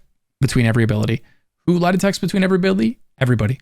Literally everybody. Healers, DPS, and even tanks, although tanks are sometimes going to heavy attack instead of light attack between an ability. The reason we light attack between abilities is, one, you're seeing all these effects trigger when I light attack him. That's proccing my enchant on my weapon. It's proccing my 5-piece set on my armor. It's proccing my other 5-piece set. That's that big stone that just came out of the ground, right? Light attacking does a lot of stuff. It's also when I light attack, see how my ult charge is at 0 right now? See, it's at 0. And if I light attack, well, if I use Blast Bones, it's still at 0, right? Using abilities does not make your ultimate charge. Very important to know. Very important to remember. Light attack. Now it's going up 3 at a time. Okay. And it should be for 9 ticks for a total of 27 ult charge. And there it goes, right? So every time you light attack, you get 9 seconds of ult regen. It doesn't stack, it's 9 seconds from when you light attack. So you always want to make sure that you are light attacking between every ability for the damage, for the enchant procs, for the ult regen. There's a lot of benefits that come from light attacking between every single ability. It's just a part of ESO. It's something that every new player struggles with at first. It's really actually very simple. Don't overthink it. Don't overthink light attack weaving. That's what it's called. It is as simple as going light attack, ability, light attack, ability. It's just a click between every skill. That's it. It's not complicated. It's not hard. It's just muscle memory. It's just something that you have to get used to. And people will tell you about animation canceling. That's literally just canceling the animation of your light attack. So this is a light attack without canceling the animation. Okay. It goes all the way around and then the arms come back and then he rests in front of him. So it starts, stops, right? I could do light attack animation, light attack animation. You don't even see the light attack happening anymore. You just see the scythe, right? But both are happening because I'm using the light attack and the scythe in near succession. So almost at the exact same time, I press the light attack, but a fraction of a second later, I press the scythe. And I get credit for both because they technically have different cooldowns. The light attack has 1 cooldown. I can only light attack so fast. And the scythe has a 1 second global cooldown, just like all abilities do. So we do 1 light attack and 1 scythe per second. Anyway, we're getting into the weeds of parsing. Just know that that is light attack weaving. That is what parsing is. You use it to calculate your damage per second. And this tells you if 1, your build is good, or 2, you're good at a build. Like if you know your build's good and you want to know how good you are at using it, you come and you parse. If you're just going to do questing in ESO, if you're just going to do normal content, you don't have to worry about parsing. Don't stress this. This is only for people that want to go into veteran DLC trials, that kind of thing. Next thing we're going to touch on briefly is Dark Anchors or Dolmen or Geysers or Dragons or Harrowstorms or Oblivion Gates. These are all the exact same thing. In Elder Scrolls Online, every zone has Dark Anchors or Dolmen. A Dolmen is kind of like the term. It's like a little world event that happens in random places around the world. It's usually denoted by this symbol right here. See this? It looks like the hurricane symbol on like a weather report. That right there. That is a Dark Anchor or a Dolmen or whatever you want to call it. Every zone has a few different locations these can spawn. So this one has one here, here, and here. And only one can be active at a time. And when one is active, you'll see like 2 swords crossing over top of it, indicating, hey, this is the one that's active right now. And when you go to any zone, so if I go to this zone, it has a bunch of them, right? Right here, here, here, here, here, all over the place. Every zone has its own version. So in all the base game zones, it's these dark anchors that fall from the sky. And then in all of the chapters, they have their own iteration of that. Here it's volcanic vents. In Somerset, it's these geysers that shoot water out of the ground, right? It's always a different thing depending on which chapter it is, but it's also the same thing in a way. It's an event where everybody congregates and like takes it down. They can all be soloed. They're all pretty easy to do. They can be soloed by just about anybody, except maybe Greymore. Greymores can be kind of difficult to solo, probably, especially for a new player. Dolmen to be aware of, though, is the ones in Alakir Desert. These stand out above the rest for one reason. I'll teleport there real quick to show you why. You can see this is the active one right now, which means this will probably be the next active one that I'm at. I'm guessing it's going clockwise. It can change, but right now it appears to be going clockwise. So in a moment, you'll see this crowd of people. This crowd is going 24/7, it's like 7 days a week, all day, every day. There is always the Alakir Dolmen. People come here and lose their souls. You have to be careful about doing the Alakir Dolmen. It can be a very effective way to level. It doesn't require you to have any gear. It's the Netflix and chill way to level in ESO. Like if you just want to get passive experience without turning your brain on, without having any good gear, this is where it is. So here they come as predicted, right? They're all spawning in. You'll see a lot of people come. And they're all running up to do this Dolmen event up here, which we should be able to see spawning in any second. Let's go up and I'll show you what that looks like.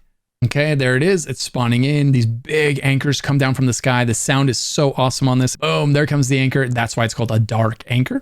And it's just going to drop a bunch of enemies down on the ground. Everybody's going to go. They're going to kill those enemies. And you don't get very much experience for killing anything in there. The most of the experience comes from the end when you kill the final boss and the event is over. This quote unquote event is over and you get this bulk of XP after the event is over. It's like 5,000 XP without really any buffs, something like that. And then you move on to the next one, right? And so they're going to kill this one until the final boss spawns and then they'll kill that boss and then they'll teleport to this one right here. They'll teleport to this, go here. Then they'll teleport to this and go here, right? If you're ever curious about the Dolmen farm, I have a guide on eso.justlooted.com that tells you, just search for Lucky Ghost Dolmen guide or whatever, and you will find that. So there's the boss. They're melting it, right? There's so many people here. It goes so fast, which is why this is such good XP early on. There's a lot of ways to level that are faster than Dolmen. There's none that are easier because it doesn't require you to do anything other than tag one enemy one time. And that gives you credit for the Dolmen and you can move on to the next one. It's that easy. Now there they go. And like I said, this is going 24/7 all day, every day. Be careful with these. I've seen a lot of people basically come and get addicted to these because it's so easy and so effective. And they never go play the rest of the game. And then they one day burn out and they get bored and they wonder why. And it's because they were just running from Dolmen to Dolmen, killing these things over and over for like 3 weeks and then just burned out on the game. All right. So be careful with those. They're effective, but be careful.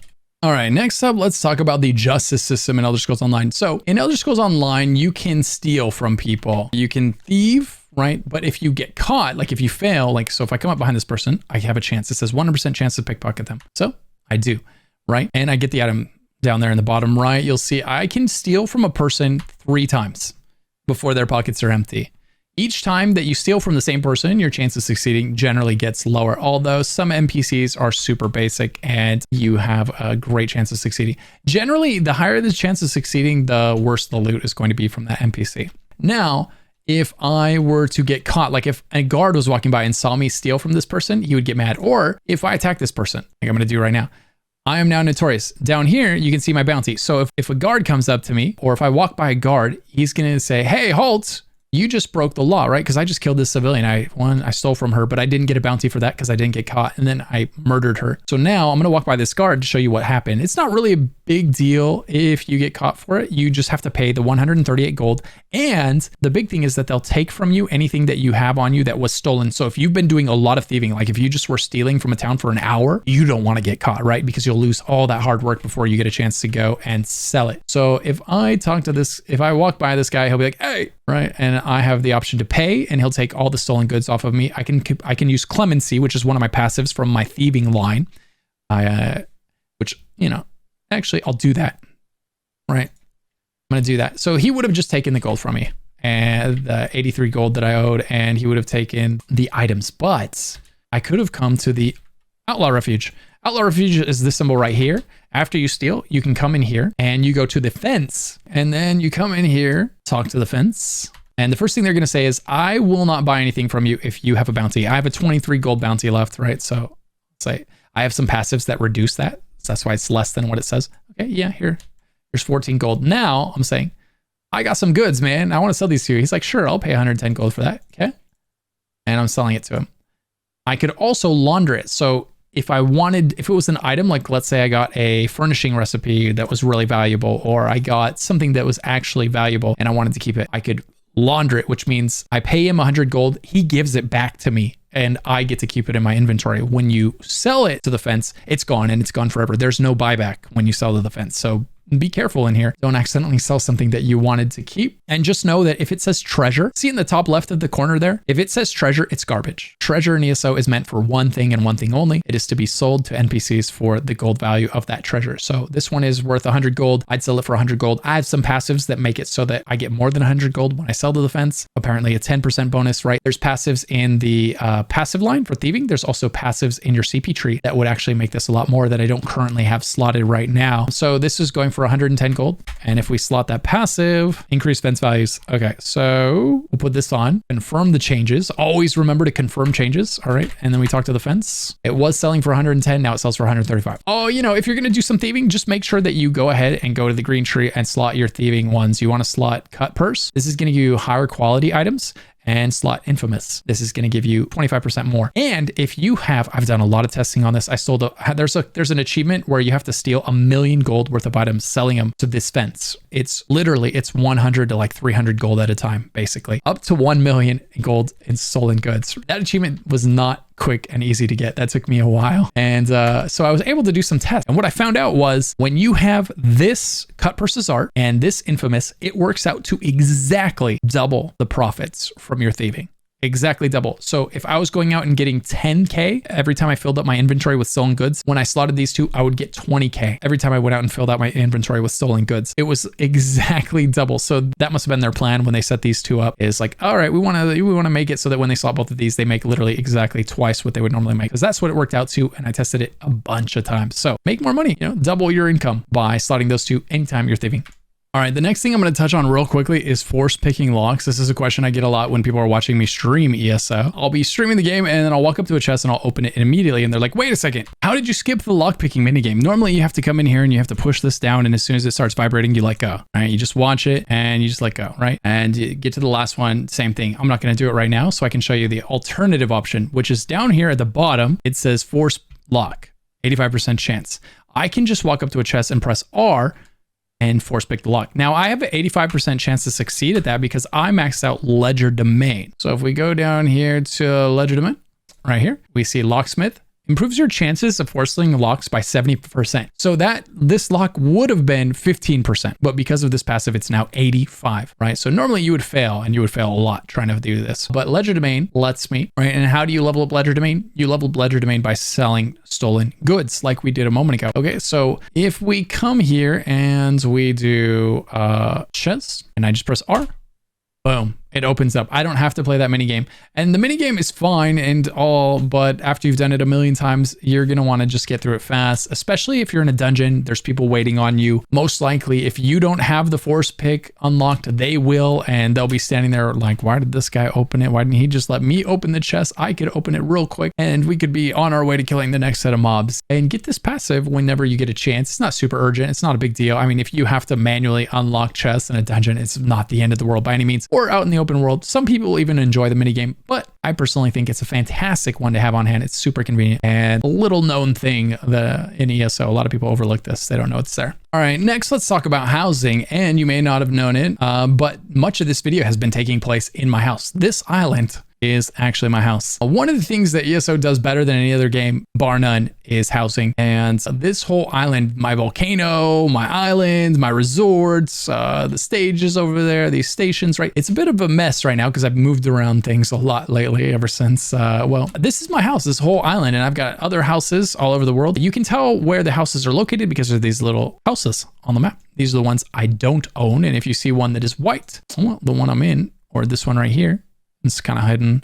This one right here, that's one I own, right? So I own a ton of houses. ESO has a ton of houses that you can buy for gold. The best houses will be bought in the Crown Store for as much as $100. So there's some good sides and bad sides to the ESO housing, but the cool thing is just how insanely awesome the housing system is and how much it lets you customize it. I mean, if you go into my island house, it will look nothing like someone else's island house, and that will look nothing like someone else's. You can do some pretty cool things in here. I've seen some pretty cool creations and really impressive to see what people have done with housing in ESO. So you get a super basic house right when you start the game. You'll be in town and there'll be a quest to like get your basic in-house. Go ahead and grab that. It's nice. You can teleport back to it for free and it's located in town. Like this was my first house, the St. Dellen penthouse. It's like literally a 6x6 room that I could store a few of my most basic things in. I didn't have much at that point, so I mean, it was big enough. It wasn't fancy, but it got the job done. Eventually I moved into something like this. And when you are in your house, to move things around, just press F5 or the button that shows up down here if you're on console. Here's F5.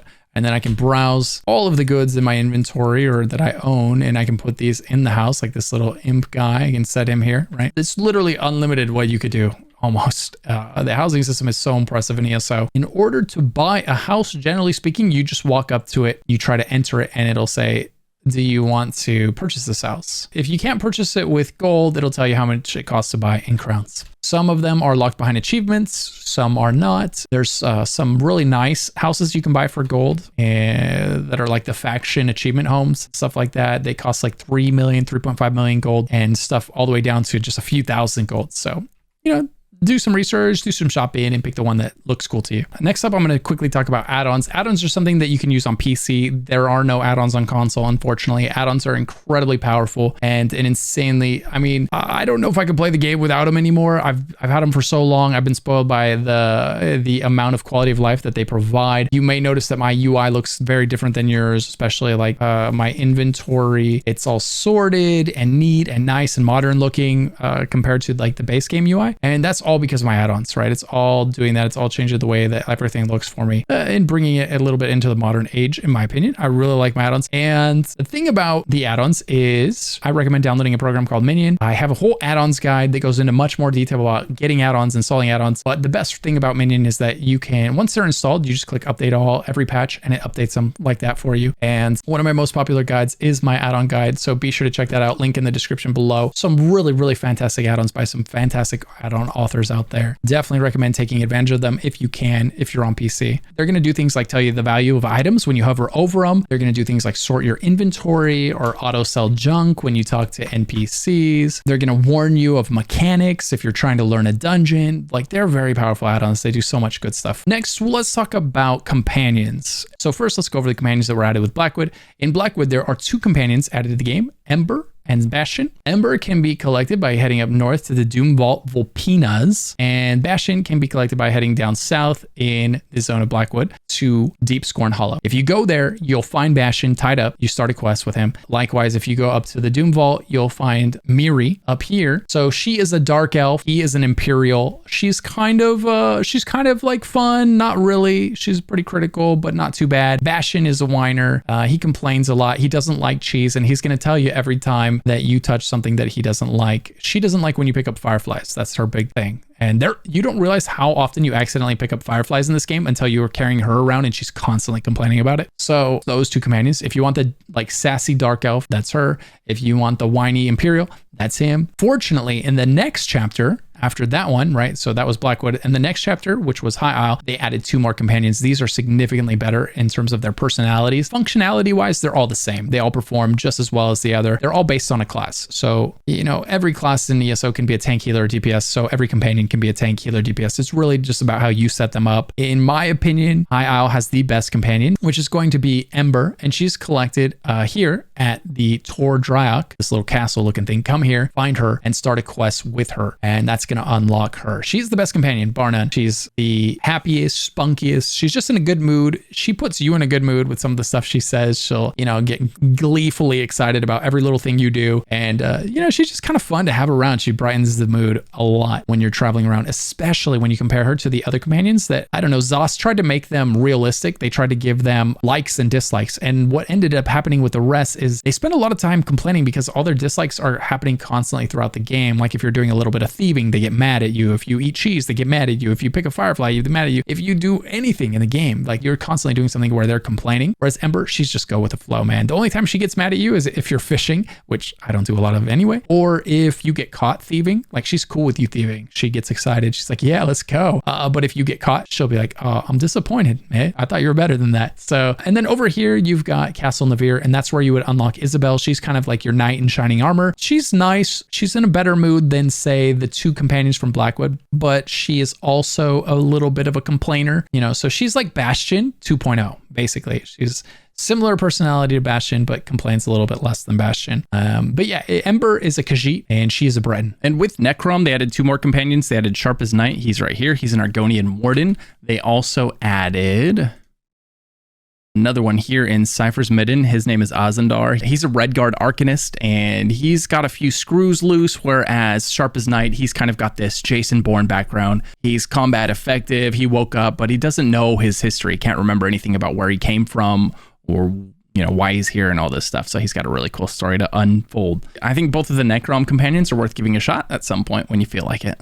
My vote, if you're going to pick up a companion, go to Tor Dryak, pick up Ember, and never look back. Companions do about 9 to 10,000 DPS, so that's about the damage you're going to be doing on day one as a level 1 noob, and they don't really ever get better than that, so they're just meant to be a little personality that follows you along. There's a little bit of a progression system. You can put gear on them. It's companion-specific gear that drops. So if we summon my favorite companion here, don't mind her outfit.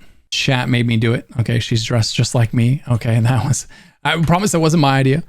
You know, it's humiliating for her. So companion menu, we can see like right here is all the gear you could put on your companion. So I've got some blue, some green. I didn't spend a lot of time upgrading her gear because frankly, her DPS is so small compared to mine. And I'm not bragging or anything like that. Like she's there for the personality. She's not there for the damage. That's basically what it is. But if you're a brand new player, or if you're a tank or you're a healer that doesn't do a lot of DPS, the damage that they provide can be helpful. And then here you can change their skills. You go to the skills menu by clicking skills, and then you can drag these on here as you unlock them. You can drag the guild skills on here. You level up the guilds by doing guild quests. So if you go do a Fighters Guild daily, it levels up your Fighters Guild or your companion. Just make sure that your companion is out when you turn in the Fighter's Guild daily, and that levels up Fighter's Guild on your companion. Okay, very important. Same with Mage's Guild, same with Undaunted Guild. Just do the dailies, but have the companion out when you turn them in. Then that's going to level up the companion's skill lines. You can dress your companion. You can either put custom costumes on them by going to an outfit station and editing their outfit there. Or if you don't have like an outfit that you want to put on them, you can just do this and you can put one of your costumes that you have on them. If you've dyed this costume for yourself, it'll be dyed when they put it on the same exact way you had it. And you can also pick the mount that they have. So when you get on your mount, they will also get on the mount that you choose. So I have her on that mount and I'm on this one. The last thing that you can look at is the equipment. So if I had some companion equipment, it would be like right there, right? And I could be like, oh, I got a companion belt, put it here. Currently, if you have any companion equipment, it's taking up your inventory space until you put it on your companion. So you don't want to run around with like a bunch of companion equipment that you don't need. Go ahead and sell it if you don't need it, because it'll be just clogging up your limited inventory space. So, you know, occasionally put your best equipment on her and sell the rest. Another cool thing that was added to Elder Scrolls Online was the Seals of Endeavor system. I touched on it a little bit earlier when I was talking about crates, but we can go more in depth right now. So the Seals of Endeavor was added as a way for you to get the really, really cool mounts. Like for instance, the one I'm on right now, I bought this with Seals of Endeavor. This is my Tyrael inspired mount for my Tyrael inspired outfit. It just looks absolutely stunning. And I got this without paying a dime. I got this by doing the Seals quests in the game. Now, it does unfortunately take 10 to 12 months of doing the dailies to unlock said mount or mounts like it. Sauce is, you know, they didn't make it easy, but it's better than not having any way at all. To find out what the Seals of Endeavor dailies are, you just open up the group menu with P on your keyboard, or if you're on console, this button up here, the little people, right? And then you click Endeavors. You can do 3 daily endeavors per day, and you can do 1 weekly endeavor per week. You come in here, the 3 weekly options are, it gives you options. So if you're a PvPer, it says you can go do Battlegrounds. If you're a PvEer, you can kill 75 dangerous foes or complete 2 arenas. Really, they give you 3 options, but you can only get credit for 1. So I'd be able to get 225 from here, and then I'd be able to do 3 of these at 15 a pop. Any 3 that I chose, right? So I could read 2 lore books, or I could enchant 3 pieces of equipment. And then there's always a PvP one for the PvPers, or a crafting one for crafters, right? So they try to have something in here for everyone. If you're curious about how many seals you have and how much it costs to buy something, down here at the bottom, you have the Seals of Endeavor store. The Seals of Endeavor store holds the same items as the current set of crown crates. So crown crates last 2 to 3 months, something like that. And these items, so these are what's in the crown crates that you would have to gamble for, probably $400 and beyond for these mounts, right? Or if you've been saving up seals for 10 to 12 months, you could come in here, seals, and go to the crown crates and go to the Radiant Apex, and boom, 16,000 seals to buy these things. And currently I have 4,000 seals. So it looks like it's going to be another 8 months or so before I can do this, right? If I do my quests every single day. It takes a while, and it takes a lot of commitment to get these things without paying big bucks, but at least the option is there. Next, let's talk about another new feature that was added semi-recently, and that is Curated Loot. So Curated Loot is a new loot table that ESO implemented that says if a boss can drop an item that you have not collected in your sticker book yet, it will drop that item. So if I go run this trial again and I get a drop, the boss is guaranteed not to give me this Coral Riptide ring because I already have it. It'll give me one of the weapons or one of the pieces of jewelry or one of the pieces of armor, one of the things I don't have yet. So the important thing to know about ESO loot tables in dungeons and trials is the first few bosses in a dungeon or a trial only drop armor. Unless it's a named item, that's a super weird, quirky thing. Named items don't perform any better than any other items. It's just like sometimes a weapon will drop on the first boss and it'll have like a weird name attached to it. And it doesn't perform any better. It's not any different from any other weapons. It just got a name on it and it happens to drop from the first boss instead of the last boss.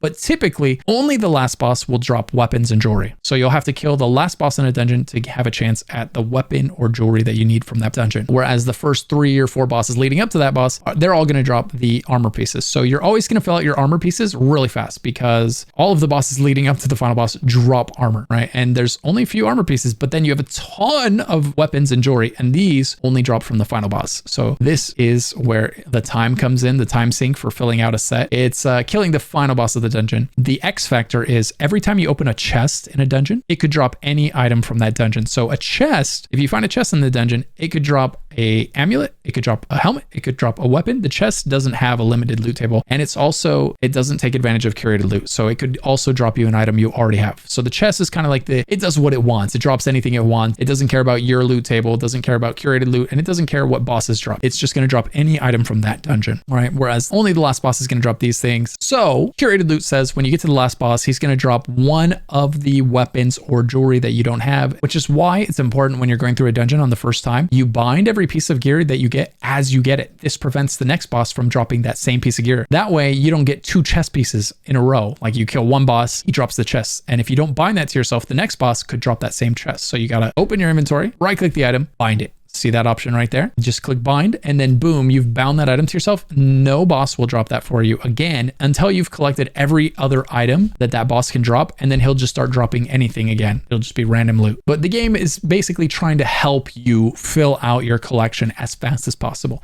That is curated loot. That's what people refer to when they say curated loot. It's a relatively new feature in ESO, and it was a great quality of life addition. All right, the next thing we're going to talk about is Tales of Tribute. This is the thing that was added with High Isle. It's a card game, mini game, but it's not that mini game. These card games last between 15 and 20 minutes, but if you're the type of player that enjoys card games, you might really enjoy Tales of Tribute. So it's worth checking out. It's worth trying just in case you enjoy it. To pick up Tales of Tribute, you go to this symbol right here in the Zone of High Isle. So here's the Zone of High Isle.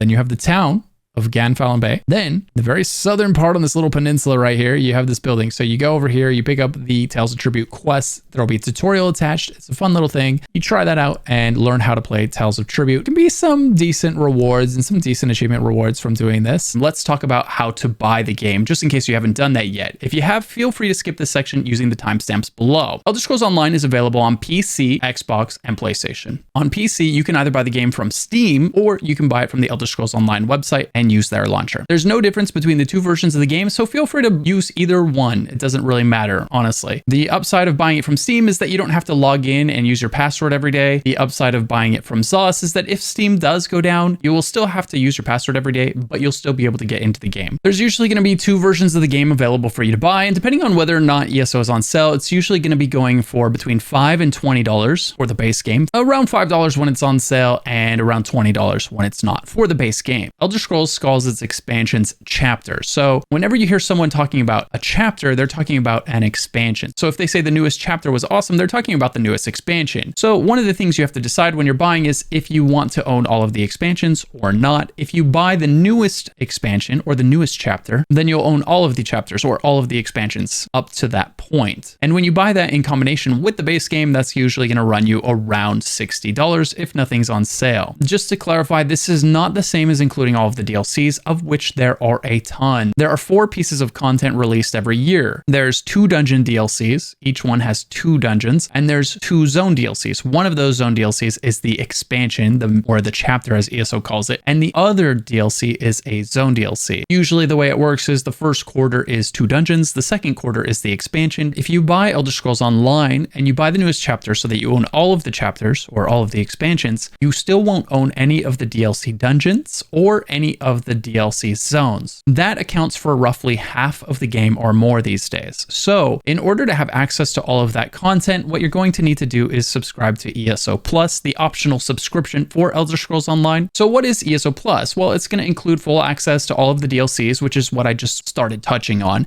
It's going to give you unlimited storage for your crafting materials. This is the crafting bag, and this is the major thing that everyone talks about ESO Plus being worth it. It's the fact that you don't have this inventory struggle all the time when you're playing the game. If you're really enjoying ESO, then ESO Plus is almost certainly going to be worth it because it's going to make it so that you're not spending your whole play session managing your inventory. There's over 500 different ingredients. These stack into the thousands when you have ESO Plus, and without ESO Plus, these are going to be clogging up your banks, your alts, like your main character's inventory. It's going to be a lot of work to manage them. It's possible, but it is a lot of work. ESO Plus is also going to give you crowns every month that you can use in the crown store to buy any of the stuff that is in there. It's also going to give you double the bank space for your account, so even more inventory. Your bank space is going to go up from 240 to 480. It's going to give you increased gold and experience by 10%. It's going to give you increased crafting inspiration and trait research by 10%. These are small things, but they're nice to have. I mean, 10% faster leveling is, that's great. 10% extra gold isn't a big deal. You don't gain most of your gold from drops, so that 10% gold isn't really, it's nothing to write home about. 10% increased crafting and inspiration. It's going to give you double furnishings and collectibles. So if you get into housing, this is going to allow you to put twice as many furnishings and collectibles in your house. That's going to be fantastic. It's going to give you the exclusive ability to dye costumes. So in the game, you're going to be able to dye your outfits no matter what. But there's a separate thing called a costume. This is an entire ensemble that you can buy from the cash shop. And if you buy one of these without ESO Plus, you can't dye it. If you do buy it, then there's 3 different dye slots that you can select. It's all very basic, and you won't spend a lot of time wearing costumes, most likely, and you won't spend a lot of time dyeing costumes. But if you have ESO Plus, you'll have the ability to do that. Just know that without ESO Plus, you can still dye your normal outfits, which is what you'll be wearing most of the time once you get going in the game. And you have a ton of motifs, as we call them in ESO, which is the same thing as a transmog if you came from WoW, or your glamour dresser if you're coming from Final Fantasy XIV. You're also going to have double the currency cap for transmute crystals. So transmute cap is going to go from 500 to 1,000 for you. Massive. And you're also going to have exclusive access to unique crown store deals. This is nice. It's not selling you things that you wouldn't otherwise be able to buy, but it's giving you these things at a slight discount. Again, the major reason for getting ESO Plus is the crowns every month, the double bank space, the unlimited crafting bag, and access to all of the DLC packs. Remember, this is right here, this first thing, this is half the game. You either have this with ESO Plus or you don't without it. It's worth mentioning that you can choose to buy these DLC packs individually, one piece at a time, and never sub to the game. So you would eventually own the entire game if you buy it all, one piece at a time, but you still wouldn't have this unless you get ESO Plus. So that's always an option for you if you don't like having a subscription in a video game. So what's the deal on ESO Plus? Is it worth it? Is it not worth it? In my opinion, if you're enjoying the game, it's 100% worth it. It gives you so much quality of life. It makes your inventory a lot more fun to deal with, and it unlocks all of the best content in the game. So if you're enjoying the game, it's absolutely worth it. But if you can't afford it, or if you just don't like paying a sub, you can still enjoy a lot of what ESO has to offer without it. The next thing we'll talk about is the crown store, or this game's version of a cash shop. A lot of people want to know before they jump into a game whether it is pay to win or not. In my opinion, ESO is not pay to win in a way that will negatively impact your experience. No one can go into the cash shop and buy gear. Everyone has to go into the dungeons and into the trials and farm that stuff themselves. You can use the cash shop to expedite your progress, however, and you can also use the cash shop primarily more than anything else to get cosmetics. You can buy outfits like this armor pack here, and you can open it up and you can view the things and see what they look like on your character,